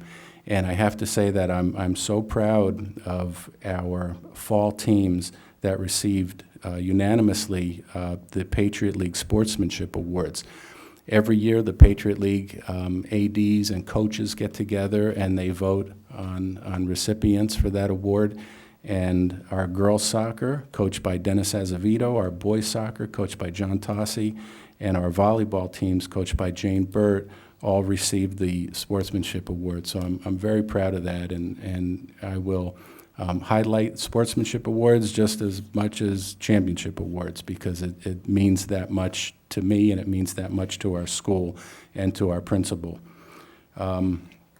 As far as our athletics in the fall of 2015, our cheerleaders, and I know you've already heard about some of this, but our cheerleaders, they placed second in the Mayflower Conference Division II. Last weekend, they finished third place in the Patriot League. Yesterday, they finished fourth in regionals. And today, this morning, they received an at-large bid for the state tournament, which will be next weekend at Wachusett High School. So some don't even know that. I tweeted it out earlier today. But certainly our cheerleaders have done a phenomenal job this year, as has our dance team. Our dance team finished second in New England. They finished third in the state competition, and they went to nationals down in Orlando, Florida. They performed very well down there. And this past weekend, they finished third in New England in the POM competition. So again, another fantastic season for our dance team, and our coach, Katie McLean, does a phenomenal job with these young ladies. Also in the fall, our girls cross-country team went undefeated this year in the Patriot League and won the Patriot League championship for the first time ever. Quite an accomplishment for this group of young ladies. Earlier in the fall, we did have a National Letter of Intent signing ceremony. We had 4 athletes who signed either D1 or D2 commitment letters to colleges. Jackie Sullivan, Joey Walsh, Jordan Callahan, and Colin Nicholas all signed letters of intent. It was a nice time having them and their families and their friends at the school to be present for that ceremony. Just another way that we're trying to just highlight achievement, student athletes, and what they're all about, creating enthusiasm and creating excitement around the school. In 2016, our winter is just finishing up, and making the postseason were our girls basketball, girls ice hockey, and boys basketball teams. Our cheerleaders and dancers also competed this past weekend, and I just told you about them, and our girls hockey team is actually playing in the Elite 8 on Saturday, 8 p.m. at Gallo. And another notable for the winter, Joey Grassi, a junior basketball player, achieved her 1,000th point for Plymouth North, which is really quite an accomplishment to do that during your junior season. Joey's a great kid. Another first is an MIAA Division III championship, and that's our girls track team right there holding the MIAA state championship trophy. And what's even more incredible about this is this team also won the Patriot League Sportsmanship Award. And it's not very often you're going to get both of those achievements, and they did. Just, it speaks volumes for them, and it speaks volumes for the coach. Earlier this morning, I met with their head coach, and I actually have a deal worked out with the Boston Red Sox where we will be bringing this team to Fenway Park on April 13th, and they will be presented part of the opening game ceremonies. They'll be out in center field, so on and so on. So there are a lot of moving parts to this, but we do want to do it. We're committed to getting it done, and just another incredible lifetime experience for these young ladies in this track team. We say, we have great athletes, but, you always have to look a little bit beyond that, and also sometimes you just have to recognize great coaches. And I think at Plymouth North we are very, very fortunate to have excellent coaches, and I'm just highlighting 2 notables here. Cliff Buckley, our girls winter track coach, was also named the Division III Coach of the Year, which is just an incredible accomplishment, achievement. Cliff is a very organized man. He's very professional and presents an excellent role model for every student at Plymouth North High School. In the spring, Cliff will be coaching the boys track team. So he coaches the girls indoor track in the winter and coaches the boys in the spring. Another notable is Coach Dwayne Follette. He was inducted into the Massachusetts Baseball Hall of Fame about a month ago. And I attended that ceremony. It was phenomenal. Coach had a lot of his ex-players there with him, and the Plymouth contingency was huge and upbeat and positive, and it was a great time. It was a really special time getting to just talk baseball with a bunch of great people. Coach Follette, his winning ratio is over 70%, which is incredible. He has 2 state championships, and in 2008 he had an undefeated season. And I know, not living in Plymouth, but I know of Coach Follette and what he's meant to this community and to the baseball program at Plymouth North High School. And I don't know if I mentioned he's been there for 31 years. New for the spring of 2016 is our unified track and field program. I was reading our 2016-2020 strategic plan, and this program, the Unified Track program, clearly addresses goals 1 and 2 on enhancing students' social, emotional growth, health, welfare, and civic responsibility, and number 2, increase family and community engagement. We are now one of 19 schools, Plymouth South and Plymouth North, who are offering unified track in Massachusetts. It is a phenomenal program, and what I'd like to do is just read a little bit before I go on, just to explain what it is, because there's some confusion about what unified track actually is. Unified Sports is an inclusive sports program. It brings together as teammates individuals with intellectual disabilities, called Unified Student Athletes, and those without intellectual disabilities, called Unified Student Partners. They train, compete, and socialize as equals. The participants on unified sports teams do what all athletes do. They improve their physical fitness, sharpen their skills, challenge competing teams, and have fun too. Unified sports has a positive impact on all participants, and by all participants, we mean the partners, the coaches, the athletes, the helpers, the spectators, everyone there. To be at a unified event is really remarkable, because it's just so much fun and it's positive, and everyone's cheering for everybody. It's something, you know, that you don't see too often in high school sports. Unified Sports improves understanding of people with intellectual disabilities. Unified Sports complements social inclusion within the school community. Unified Sports is significantly influenced by commitment and attitude of staff. Unified Sports encourages youth to be agents of change, fostering inclusion, acceptance, respect, and human dignity for all students with and without intellectual disabilities. When an entire school accepts and includes students and other with intellectual disabilities, it is a powerful community change. In my prior school, before coming to Plymouth North, I began a unified sports program. And I have to tell you, it was so well accepted by the teachers, by the administration, by community members. My phone would ring off the hook with community members wanting to know what they can do, how can they help, can they buy the team uniforms, can they, come to the games and hand out food, it just, whatever. People just wanted to get involved. It was so well embraced. And I know that we're going to have that kind of commitment here with the Plymouth community as well. With our Unified Sports program, the way it'll be staffed is Scott and I will supervise the unified team at each school. Ann Motika, our adaptive PE teacher, will serve as the coordinator for both schools. Tim Lynch will be the Plymouth North coach, and Lauren Samuelson-Mellon will be the Plymouth South coach.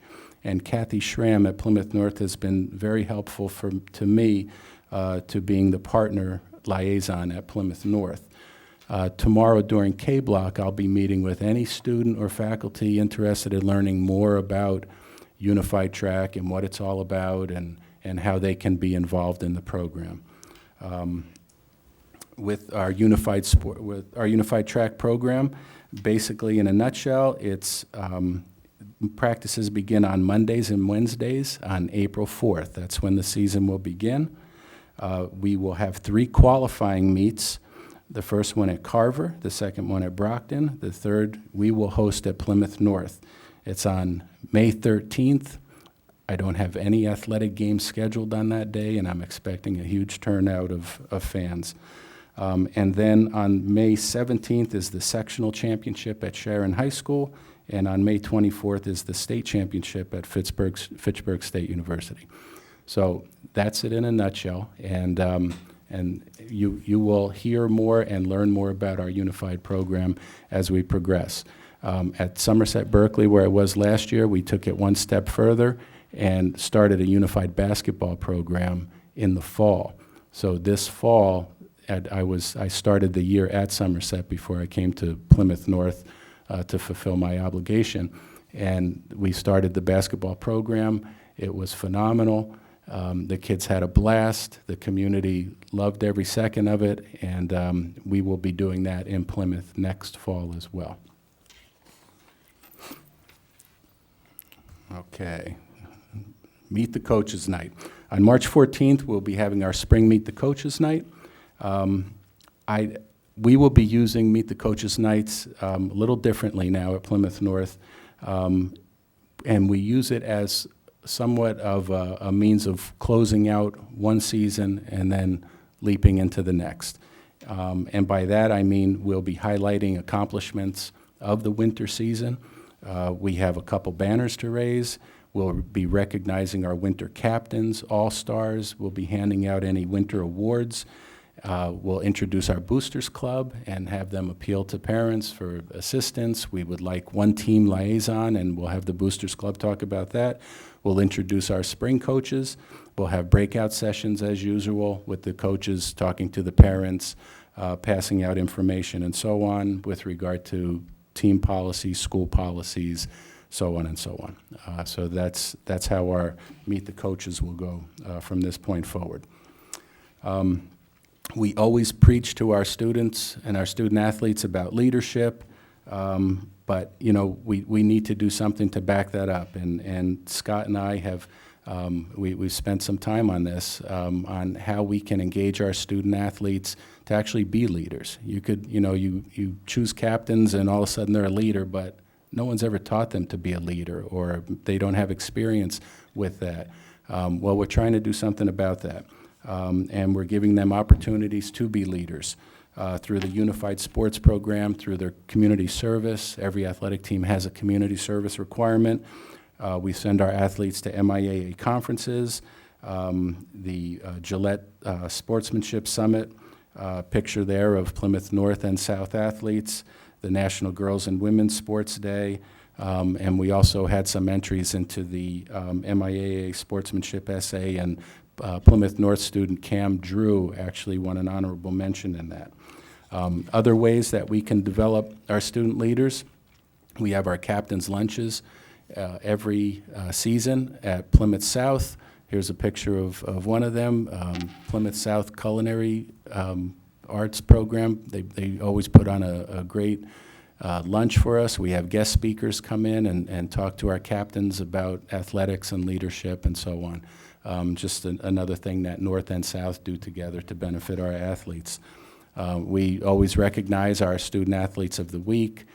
We tweet out their pictures, we give them shirts and kind of make a big deal about it, highlighting their accomplishments, which are always well-deserved.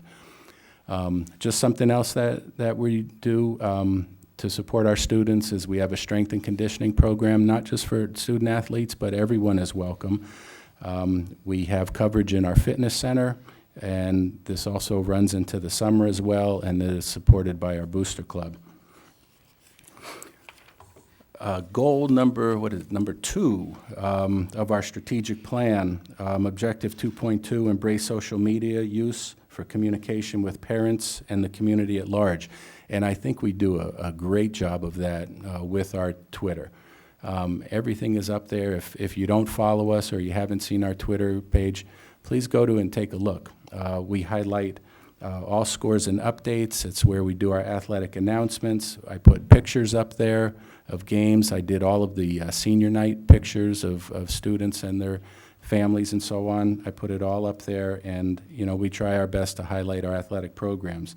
Our website, PlymouthNorthAthletics.org, also contains pertinent information, practice schedules, information on family ID, how to sign up, all that stuff. So we really try our best to communicate with students and family through social media. Our Boosters Club, I can't leave without saying something about them. We are so fortunate to have this group of parents as our boosters. They go above and beyond all the time to raise money. They support our students with scholarships, with the strength and conditioning program, purchasing equipment. They do the senior awards. They purchase the glory jackets, and they have fundraisers every year as well. So Plymouth North High School is blessed to have such an active booster club, and Mr. Tom O'Reilly is the president. I'd like to just close my piece of the presentation by saying that we are just so fortunate to have this cooperation with Plymouth South High School, with Patty Fry, with Scott Fry, all the administrators, teachers, and coaches there. You know, when we meet, it's like we're one school. It really is. And we really, you know, we're each other's fiercest competitors and best friends and allies. And we do so much together for our students, for our athletes, and I hope the town of Plymouth really appreciates what they have in this, you know, where you can have two unique schools but share resources and you know, really advocate for each other. So with no further ado, I'll turn it over to Scott Fry. Very good. Wait, before you do that, any questions? Yep, Ms. Badger? I actually have a quick question on that unified sports. I think that's awesome. I'm wondering, are you partnering with the Best Buddies with them? Or can you not because it's we do not partner with them, but we certainly will be utilizing that program to solicit partners. The way it works, the way, in a nutshell, how unified sports works, every team has a different number of participants. It all depends on the number of athletes each school has. So last year at Somerset, we had about 12 athletes, so therefore we want about 12 partners to be with them. Dighton Rehoboth had 20-some-odd athletes, and so they had 20-some-odd partners. So we do team up, and the athlete and the partner actually compete together. They're running together, they're throwing the shot together, and so on, because it's unified. We're not separating students and athletes here, so they're actually competing together, and they're competing against their best times. So the first 3 meets we have are all qualifying meets. So an athlete is putting up his or her best time in the 50, and each time they run it, we keep track of that. And then when it comes to sectionals, let's say if she runs the 100 in 15 seconds, when it comes to sectionals, she will be grouped with other athletes and partners who run in that 15-second area. So there are many levels to this where you're competing against athletes or partners, but you're competing for your own personal best, and there will be medals and so on, given out, and recognition given out for that. So it's not like Special Olympics. Okay. It is unified and it is competitive, where everyone's competing, everyone's wearing uniforms, and it's just really a special type of competition. Thank you. It sounds like a wonderful program. It is. Thank you. Thank you. Scott? Thanks. I know how popular this program is, and I know the ratings are through the roof these days, so I'd like to make a couple plugs. I know there was some things mentioned already. I know the girls' hockey program was mentioned, but they are playing this Saturday at 8 o'clock against Pembroke. March 16th at 6:30 is our NCAA night, and March 19th we have our booster night at the Pine Hills. And I also was able to have the opportunity to go to the Music Man on Sunday afternoon. I have a 4.5-year-old that I brought, so I didn't quite see the whole show. We made it through intermission, and then we had to leave. So, but I take my hat off to my little guy there. He hung in there pretty good for a half. But Cam Smith, the lead in the play, I mean, not only is an unbelievable actor, but he also plays he's a two-sport athlete as well. He plays football, and he's also on the baseball team. He actually wrestled his junior year, so he's a 3-sport athlete on top of being an unbelievable man in the theater. And to what you said, Michelle, I couldn't believe the leading lady, I don't know her name, and I apologize for that, but we actually saw her out to dinner that night, and she looked a lot different without makeup on. And to find out she was a freshman, I thought she was like a college student they snuck on. I mean, what an unbelievable voice. She went on the Japan trip with me. So very, very impressive. Yeah. I couldn't agree more. It's amazing. Okay, so that being said, Right now at Plymouth South High School, we currently have 23 sports. We supervise over 60 coaches, and I have 12 health and PE teachers from the high school to the middle school that I am responsible for. Probably the biggest change, and there's a lot of things that Tom talked about in his PowerPoint that I'll probably go over briefly, but I don't want to keep you in here later than you need to be, because of a lot of things we do share together. So I'll just kind of briefly go over things. Probably the biggest change that we've seen in physical education in health is probably the block scheduling that took place this year. The standard class before in previous years was roughly about 42 minutes, and now PE and health classes, as well as all classes, go roughly around 70 minutes. And that's just a huge, huge advantage for when you're taking a phys ed class. You go from an activity that, you probably an activity time of about 20 minutes to an activity almost double that of about 40 minutes with the block scheduling. Also with the block scheduling and the rotation of the day, doesn't mean that that same person who has phys ed at 7:15 every morning doesn't wake up and have that same class every single day at 7:15 with a gym that's probably average about 50 degrees during the winter. So they get that rotation of schedule, so they have phys ed at different times during the day, and it's just been huge for our phys ed teachers as well as our health teachers. And I know when I meet with my captains during the year, during my captains workshops, I know the kids absolutely love the block scheduling and the opportunity they have at night to do some more studying. So it's been a huge bonus for both the students and the faculty. Tom went over briefly about the electives. Another thing that we added to that is we've actually had a survey that was sent out to the kids during the electives to get some different ideas and some different thoughts of some other electives that we might put in play. I thank Dr. Campbell for giving us the opportunity during the summertime for the North and South phys ed staff to get together to go over these electives, so we're kind of on the same page as what we're teaching. The biggest issue that we have right now at South is probably the gym space, which is kind of is what it is when you're going underneath construction. It's obviously and it's going to be a very, very bright future for us, but right now we are struggling a little bit with only one gymnasium and during the springtime really having no fields. But right now I guess it'll be kind of a good problem to have. This is the Fitness Friday photos that we have here. Again, with Fitness Friday and the block scheduling, it's a huge benefit to get 70 minutes of an activity rather than just 42 minutes. On the health front, again, just like Plymouth North, we really focus on the wellness and the students making good decision.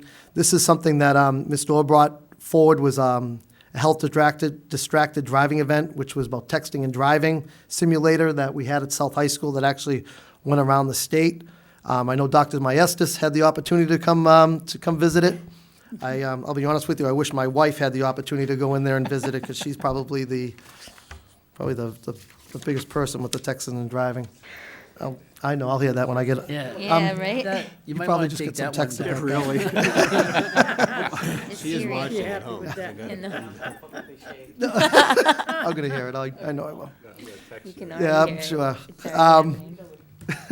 As far as the staff that I have at the high school, many of these people will probably see their faces at a lot of events. They're very dedicated staff. The top of the list is Jerry Byrne, as a senior staff member. He spoke at probably more than one graduation and numerous class days, so very popular by our students at South. Plymouth South Middle School and PE and health staff, I'm also the supervisor to there as well. That does have a nice transition from the middle school to the high school. Oops. She did already reach out. Did she already? I'm sure she did.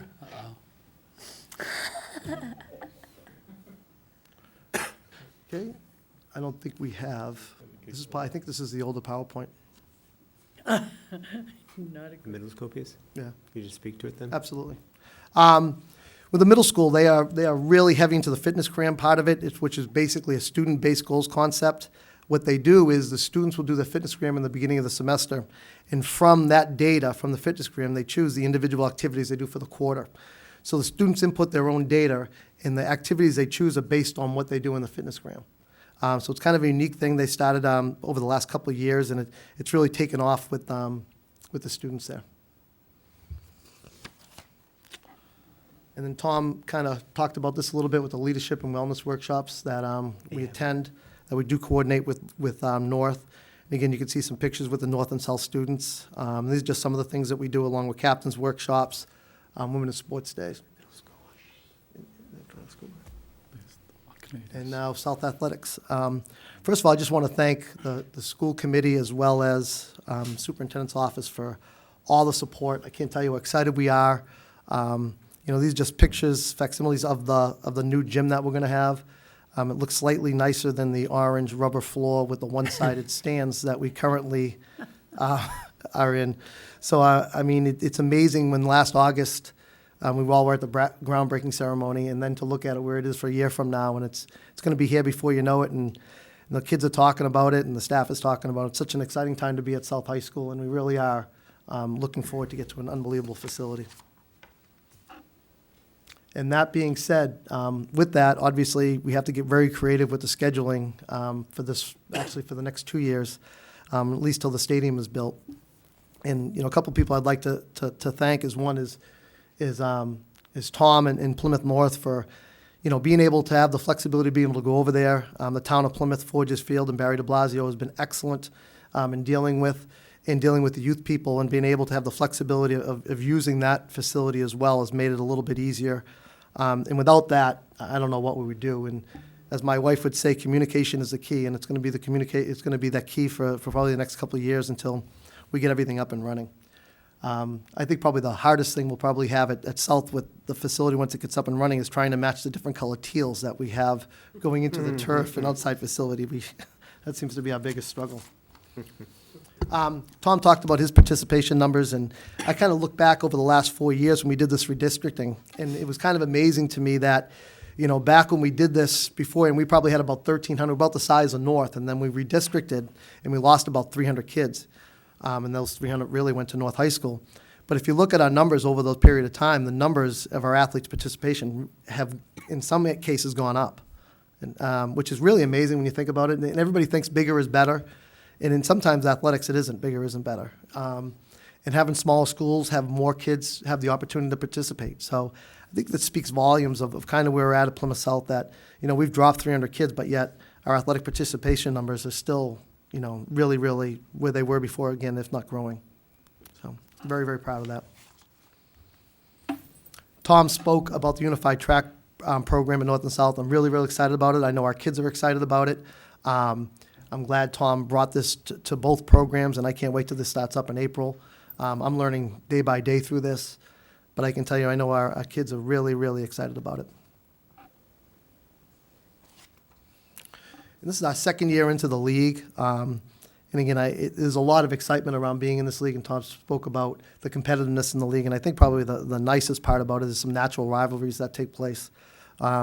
Not going to Nauset and Falmouth and going over the bridge for an in-league game an hour and a half away is much better than traveling. It's much easier to travel to Pembroke and Middleborough and Hingham and teams that are right by you. I think the other thing that was brought with these league changes that we actually have all-star games now, which we didn't have before, and we have an academic night where we take the male and female athlete of the year, and we have a nice ceremony in Hingham. So that's kind of one of the added league things to being in the league. And this is something that I get questioned about all the time, and it's basically the MI tourney placement and how things happen and why teams are in certain divisions. And so I kind of wanted to address it now. I get a lot of questions of why does our soccer team, play Brockton? And why does our volleyball and basketball teams play Taunton? You're only 1,000 kids in your building, and Brockton has that many kids in their lunch, I think. So, how does that work? So I'll kind of talk about it here while I have the opportunity. What happens, the MIA doesn't care what league you're in. You can be in any league you want. They base all what division you're in based on population. So what they do is every 4 years, they realign. So back in 2011, what they do is they put out basically a census on how many athletes you have, male and female athletes. And then 2 years later, what they do, actually about a season and a half later, they put you in a division based on your enrollment numbers. Back then, we were 1,300 kids, probably almost 1,400 kids back then. In 2011, which put us into a lot of Division I sports. After 4 years, they realign again. Most of the time, it doesn't have a drastic change in your alignment because you might change 10, 20, 50, not many kids are going to change from year to year, except when you redistrict like Plymouth did. So obviously, when we redistricted, then it dropped us down to 1,000 kids, which puts us more into Division II, sometimes, in some cases, maybe a Division III area, not a Division I. So that's taking place, and we actually have the numbers from October 1st of 2015 is the numbers they use, which puts us at around 1,000. So when they do realign for the next following year, in some cases will be as low as Division III. In most cases will be Division II. What happened in football is that when they changed the alignment with football and the playoffs, that's when they realigned. So football kind of gets taken out of that realignment because they changed the playoff format and structure. So that's why football is now a division, what they call 2A. It seems like they changed. I can't keep track of it, and I coach football. But now we're 2A, and again, the reason why they changed that and got out of the realignment cycle is because they changed the playoff format. That's kind of along the fact of it. I know it doesn't make our basketball teams and soccer teams and volleyball teams, anybody else in the tournament, very happy when they have to line up with teams that are 3 times the size of ours. But that's kind of how the whole MIA and divisional placement works.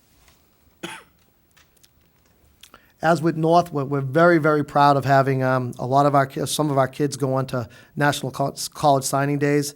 4 years in a row now, we've had Division I and Division II college athletes that be able to sign on. And these are just some of the athletes this year. Mackenzie Green from girls soccer from Pace University was our lone signer for Division II soccer program. But beyond that, and this is just I may have done this probably a year and a half ago when I presented, but this is just a sample, and it's not all inclusive of just recent grads that have gone on to play college sports and athletics. And when I look at this list, if I put this list out probably 7, 8 years ago, it might have 10, 15 kids on that list. It's amazing how many kids are now participating in college sports and at all different levels, Division I, II, and III. And it's a pretty impressive list. When I asked my coaches to send it to me, I could not believe the amount of kids that we have out playing college athletics. And then this is our second annual agenda for the Ncaa College Night. We did this last year with the help of Eric Foley, who's actually still involved in it. He was helped to get some of these speakers for us. Allison Foley, who's actually Eric's sister, who's a girls soccer coach at Division I, Boston College. And then we were able to get coaches at each level. You can see who the speakers are. And they're actually different speakers for Division II and Division III. And we have the same person for junior colleges last year as well as Division I. So we had a great turnout last year. There's a lot of interest in doing it again this year, so hopefully they have a great turnout.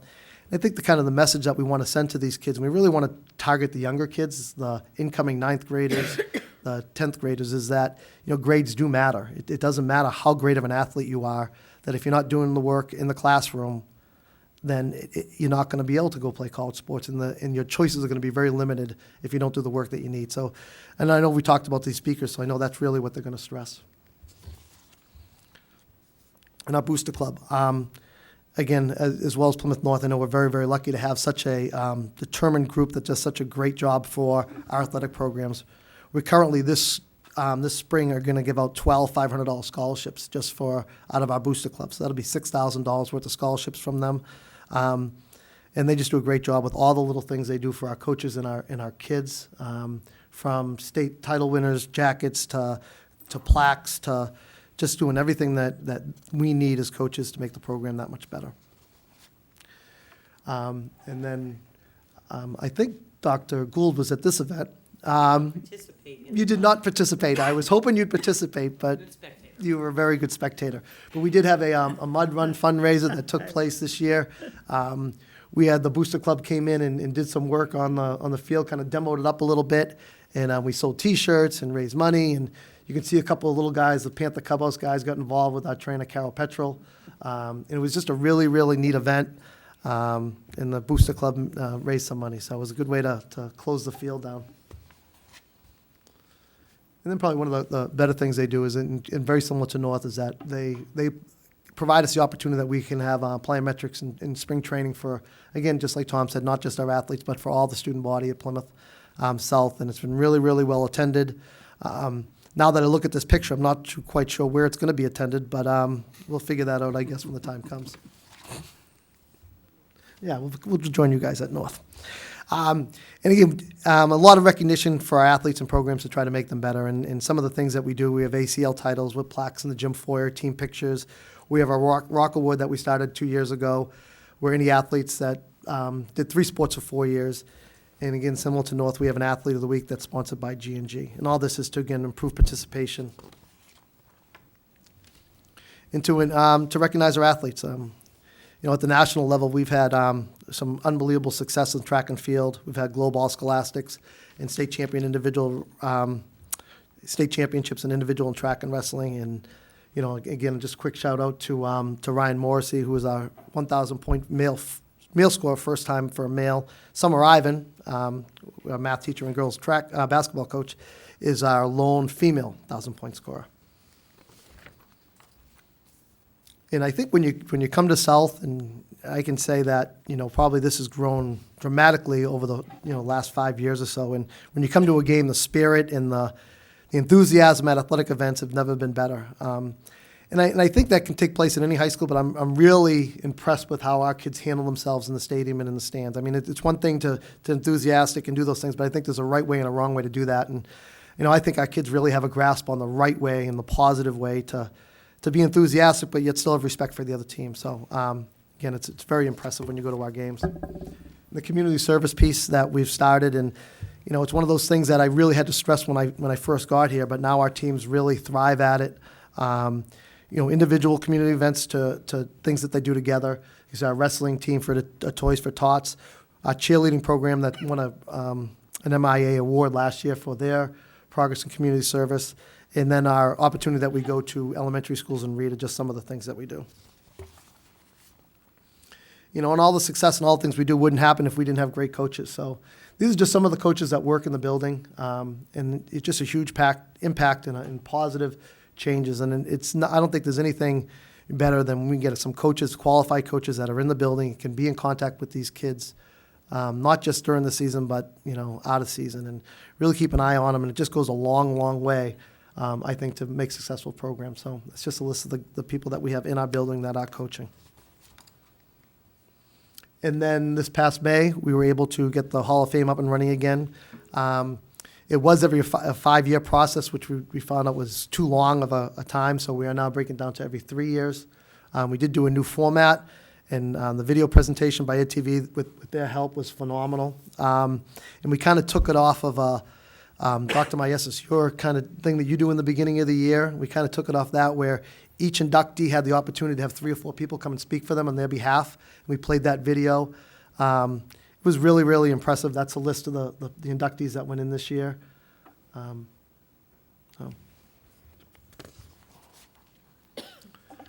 then our athletic schedule and the place where you can find the schedules and updates.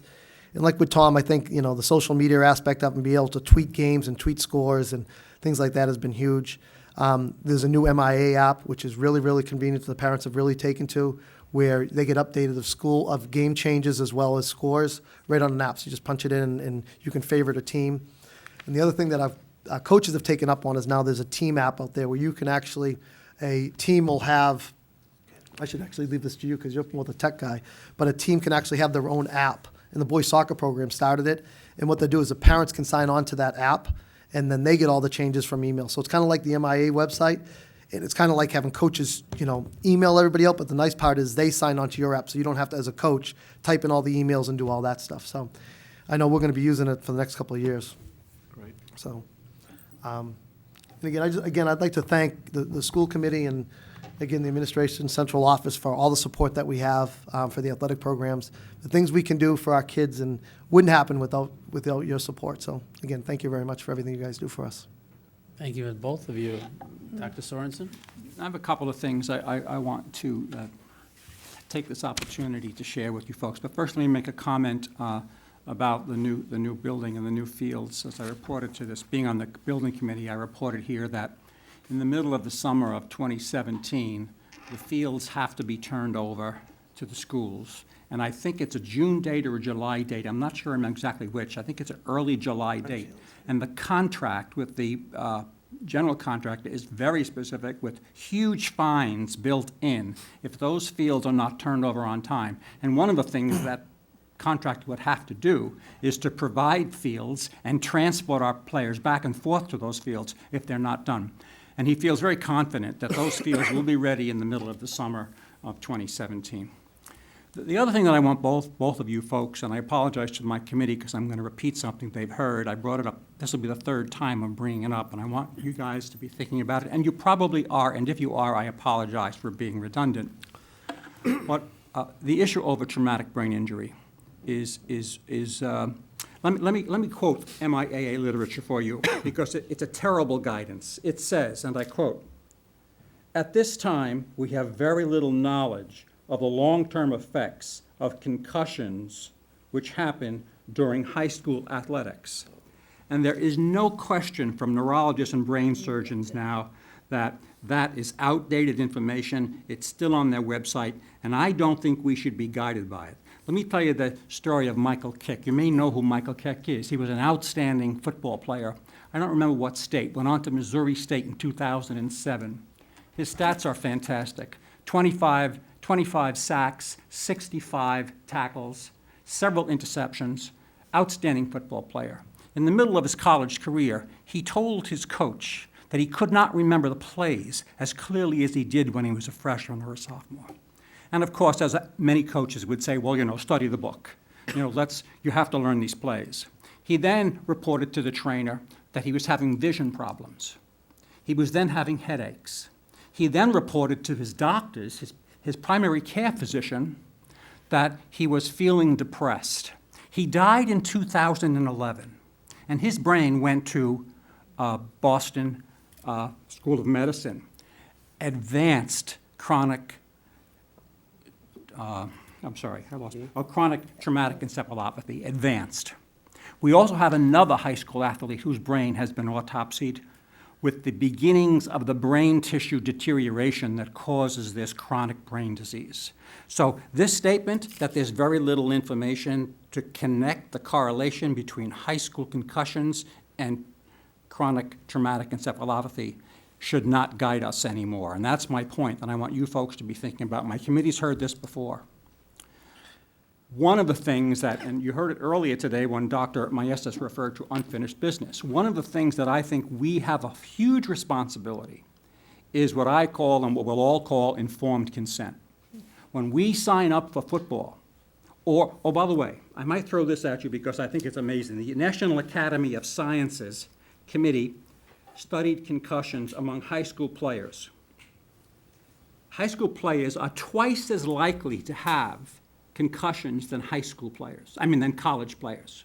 And among the high school players, who has the most concussions?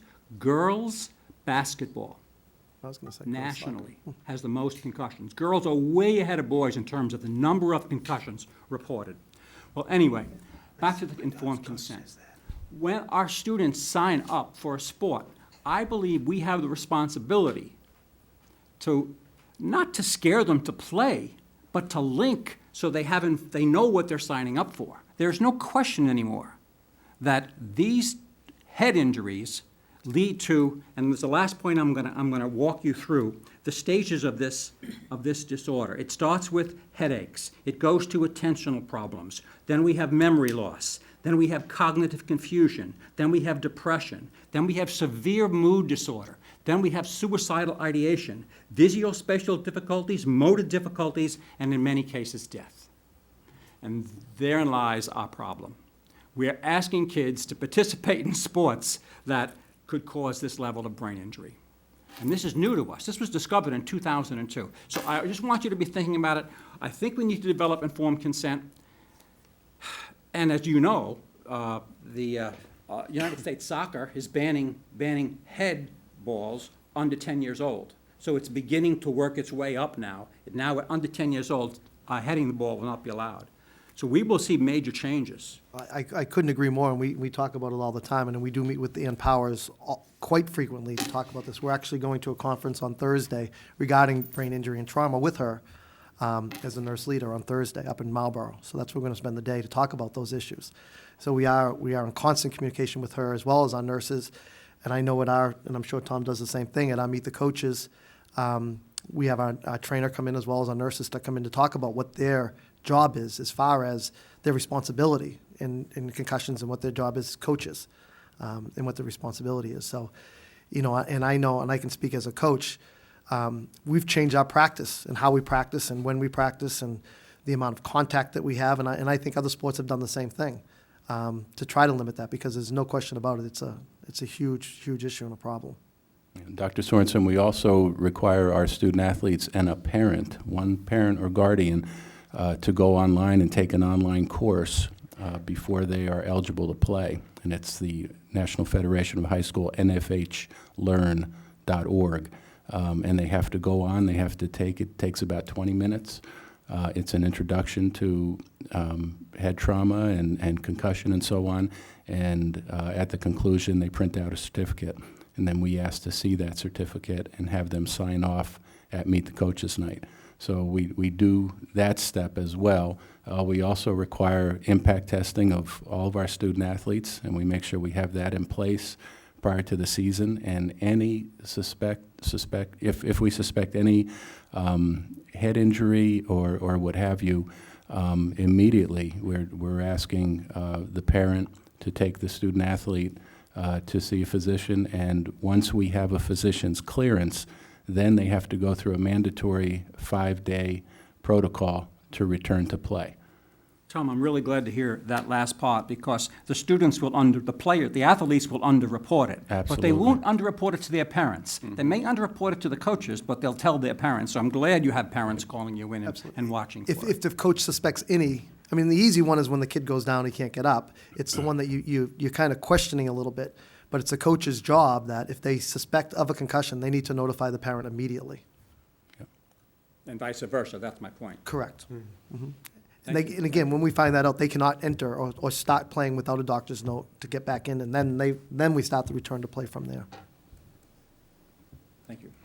Thank you. That was a very good discussion. Any other questions? Thank you, guys. Good job. Thank you. Thank you. All right, the proposed school year calendar for 2016-2017.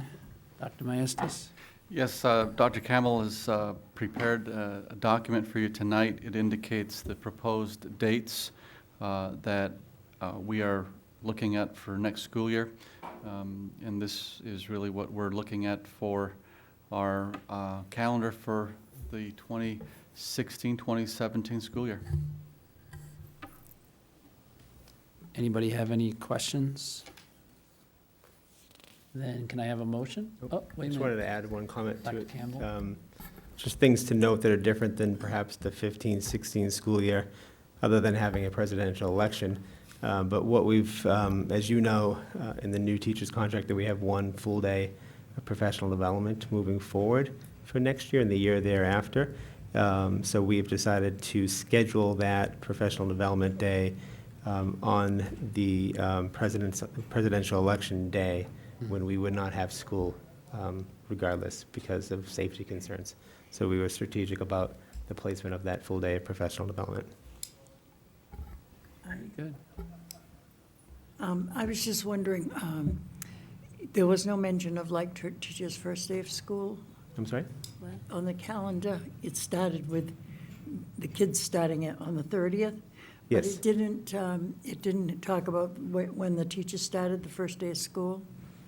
Okay, we usually do the student calendar for this meeting, but that will be the day prior to that. It'll be the 29th. It'll be the Oh, 29th. okay, because I thought I'd seen it on the calendar. The but calendar, you will see that on the calendar when the calendar is published. Oh, okay, that's why I'm confused. Yes. Oh, You'll that see could when be it's it. all printed out. yeah, okay, Yep. okay. Among other things. It's a little, Okay. it's a busy calendar. No. Yeah. Along with your phone number. Okay, And I'll move it. You'll move it, thank you. We'll approve the calendar. I'll second it. and second it by Mrs. Betts. Further discussion? Ms. Badger? I'm assuming this is the schedule we have in place until we get the okay from town meeting. So this is Thank going you. on the AM, PM. Yes, so that, another good thing to point out, when you look at the half-days that say no school for preschool and half-day kindergarten sessions, we're hoping that that will change to no school for preschool. So with that So- said, this will not be published until after the April town Okay. meeting. Okay. Okay. Any further discussion? All those in favor? Unanimous.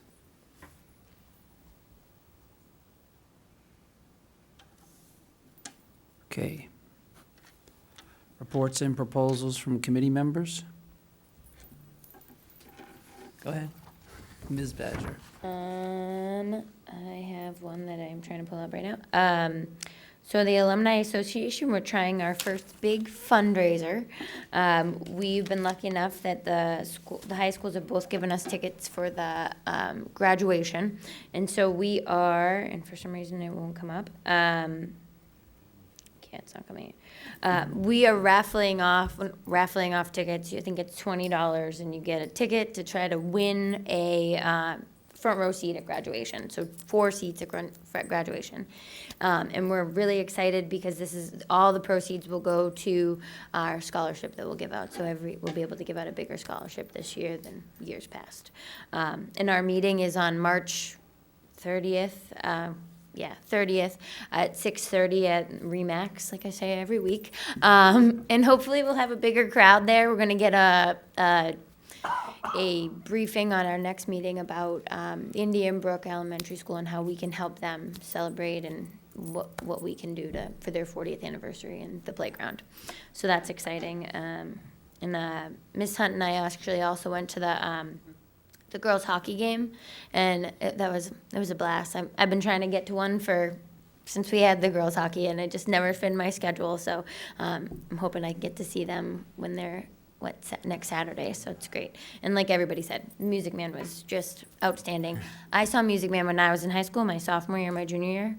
Not anything about the level of the performance when I was a student or any of the people in it. It was a great show. This just like all of the shows that we have done have taken it to another level. So that's all I wanted to say. Dr. Sorensen, and then Ms. Each show has to beat the one before. It just goes. I attended the Pilgrim Area Collaborative Open House for the new wing to the high school, and I just want to report to the committee that it's a great facility, and the staff seems really very dedicated. So if we have any students who are attending the PAC High School, I believe they're really in good hands. Thank you. Thank you. Mrs. Burgess? Yep. And I attended the tech committee. Yes. And anyway, she updated us, and we were talking about what was going forward. But I'm not going to spoil it because she said she was coming to school committee very soon. In April. In April. Who's So- she? Mrs. Colby, Julia Colby. Julia. Oh, The annual, okay. it was Yeah. the annual report for the status on her. Yeah, Okay. her status, she's coming up, so, anyway, so we talked all about that, and it's very good, and a lot of it right now, I guess, is the, increase money for the bandwidth, because, so that we can move forward with that. And let's see, what else? Oh, I also came here to PCIS to attend Brian Palladino's bullying program. I thought it would be an interesting take, and it was very good. And so he had, I think there was three sessions, and he brings different grade levels in, and he makes it quite personal about him too, so they can relate a little bit. And I thought it was a very good program. And I went Sunday to the Phil to see Kathy McMinn's group. So I heard that Gary was there, but I didn't see him. Yeah, I was there. Yeah, oh, no, I didn't think that. Didn't see you. Steve wouldn't say you were there if you weren't. So, that doesn't mean that I have asked in the back of my head either. It was good. It was really good. It was very good. I mean, they did such a fantastic job. And they all had their arms down. Yeah, it was, they were all programmed even how to behave on there so well. Did a And nice job. for the age group of the kids, they're all in elementary schools. This chorus was about 100 students, and they're from all of the elementary schools. They all try out for it, and I think it's very well done. She does a great job. And that Music Man I already spoke of, so it was great. Very good. I have a few things I wanted to bring up. So, Dr. Maestas, I almost said Dr. Sorensen again, looking up. Why did you do this? I don't know. I'm tired today, I guess. I don't know. Too many doctors all in a row. Too many.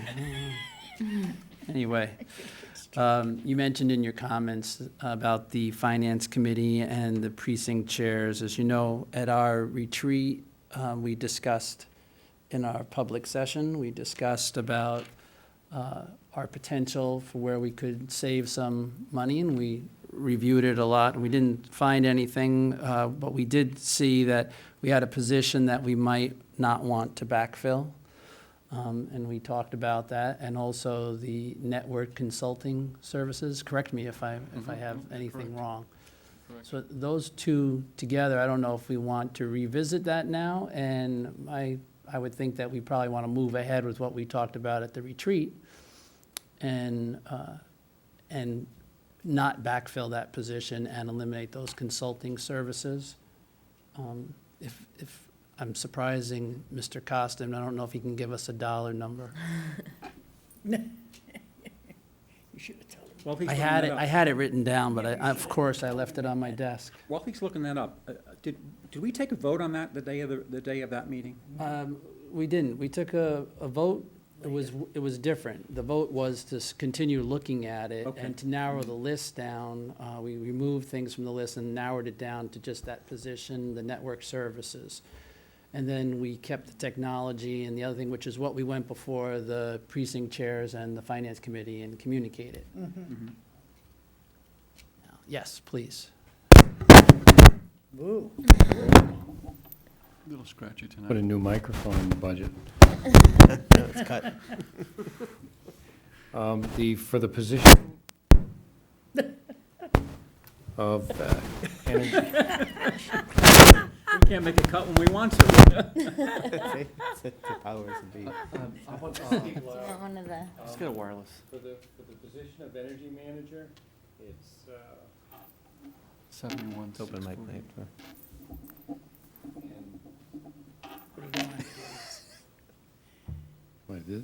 Okay, here we go now. For the position of energy manager and the costs associated with that position, travel, et cetera, professional development was $73,623. And the network services engineering hours was a flat $30,000.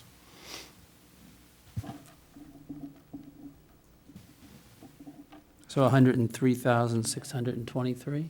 Correct. So would we like to move forward on that? Do I hear a motion on this one? I'll move it. I'll move that we take the 103,623 from the budget. Is there a second? No. You have a question, you can ask a So- question in discussion, but. So, my question is, who's going to absorb, or maybe not who, but how will that job be absorbed? So it just continues. Okay. Arthur had Sorry, I wasn't at told us the- in Yeah, his presentation. I can address that.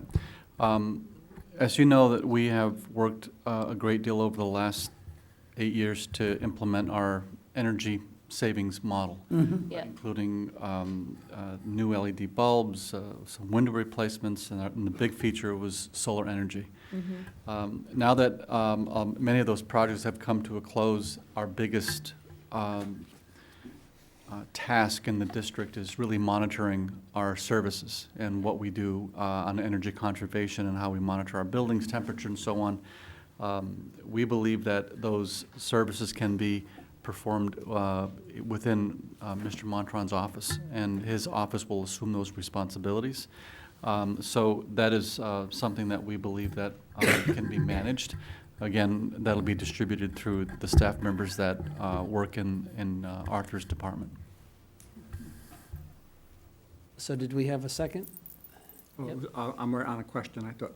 Yeah, question. Yeah. If you want to do the question before discussion, sure. And I see the information that we discussed back at that meeting. But the next item on the list, and I wrote in my own writing, risk, and it was an energy adjustment.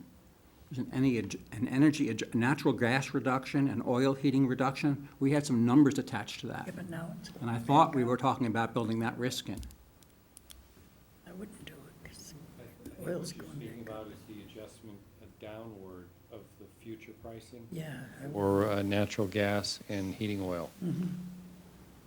Right, to a total of $52,037. Correct. So we're not discussing that this evening? We can discuss whatever you wish to. I thought it was in flux. Things are going up It was, now, it's too fluxy. because those numbers were from a few months ago. Yeah, I don't. I'd like to address that. When we built the budget, we started in October, so I think you've all seen what's happened with energy since that period of time. It's gone down, but it's gone back up.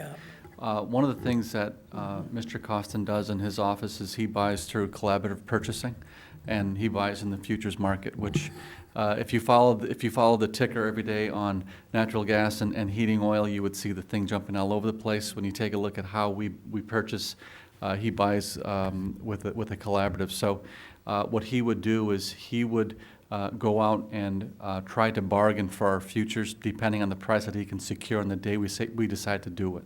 So I think it's a matter of when he decides to do it, when we decide to make this adjustment, and then he would come back with an accurate dollar figure based on where the market is at the time of purchase. So how should we approach that? I mean, how do you make a motion to? We're not doing that.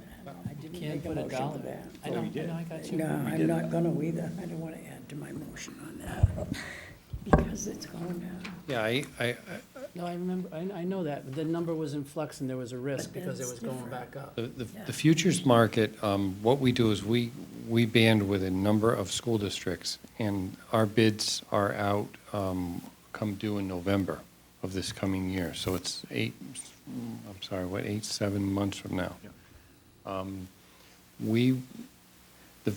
The futures that you're seeing on the television going up and down are very short-term futures.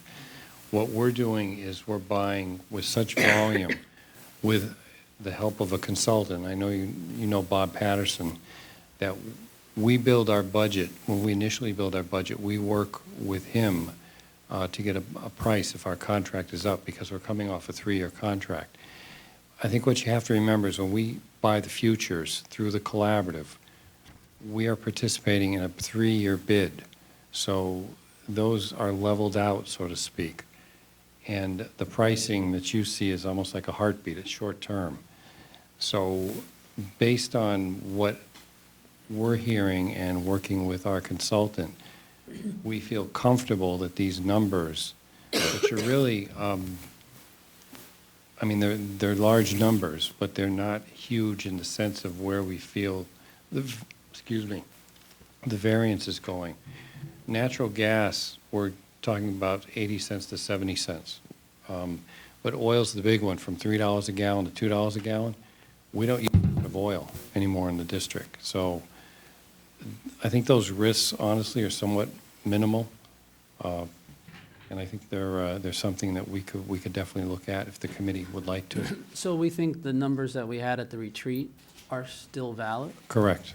So do we want to just adopt that and add that to the 103,623? I thought we had a concern about that because it was fluctuating so much.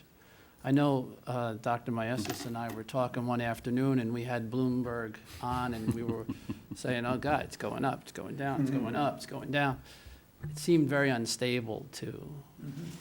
So I thought that was the hesitation. I think based on what our consultants are telling us, that the numbers that are presented within the document that you have will work for us for next year. Okay. Okay. Okay. Do we have a motion on the floor? We have a Yes, motion we on the do. I floor. will amend it. Well, I'd have you to want her amend to it. restate her No, motion first? I can amend it. Yes, you can just. Was it seconded? No. It wasn't It seconded. was yet. not seconded yet. So we'll just withdraw the motion, make it again, please. It was never seconded. Okay, so what Because is we the were at- total we figure got into then? discussion before we actually. What is it, 53 what? Here. 53037. No, 52037. 2037, so 6655. Okay, so 155,660. I'll withdraw my motion for 103,623 and make a motion to approve it for $155,660. $155,660. And do we have a second? Dr. Sorensen seconded it. Any further discussion? Yes. I Ms. just have Beck. like a procedural question. So we take the 155,660 out of our budget, and then does it go back to the selectmen, or they? No. So, I'm just- so the I'm just- finance and advisory have already voted on their Yeah. recommendations. Yeah. So if you don't beat the press, and they go to press before. Yeah. Then there would be a motion on town meeting floor to remove it, amend. okay. to- That's to what I- amend okay. the That's what I was recommendation. asking. It'll be amended. Okay, that's just what I wanted to know. Thank you. Any further discussion? We're assuming that Ms. Burgess' math is correct. It is, I did it the same. Yeah, I get the same. I'm pretty quick at. I got the same thing I'm still good too. at math, and my old brain hasn't the gotten. I didn't call your brain old. Okay. I did. All those in favor? Unanimous. So that's 155,660. Very good, okay. Building committee, No meeting. no meeting Yeah, on this building committee. Thursday it'll be. Okay. And I can't go this Thursday. Personnel reports, Dr. Gould. Thank you, Mr. Begley. We have just a few this evening. We have 2 advisor appointments, 2 classified appointments, 2 short-term maternity FMLA leaves of absence, 1 that was changed to a long-term leave of absence, and 2 resignations. Very good, thank you.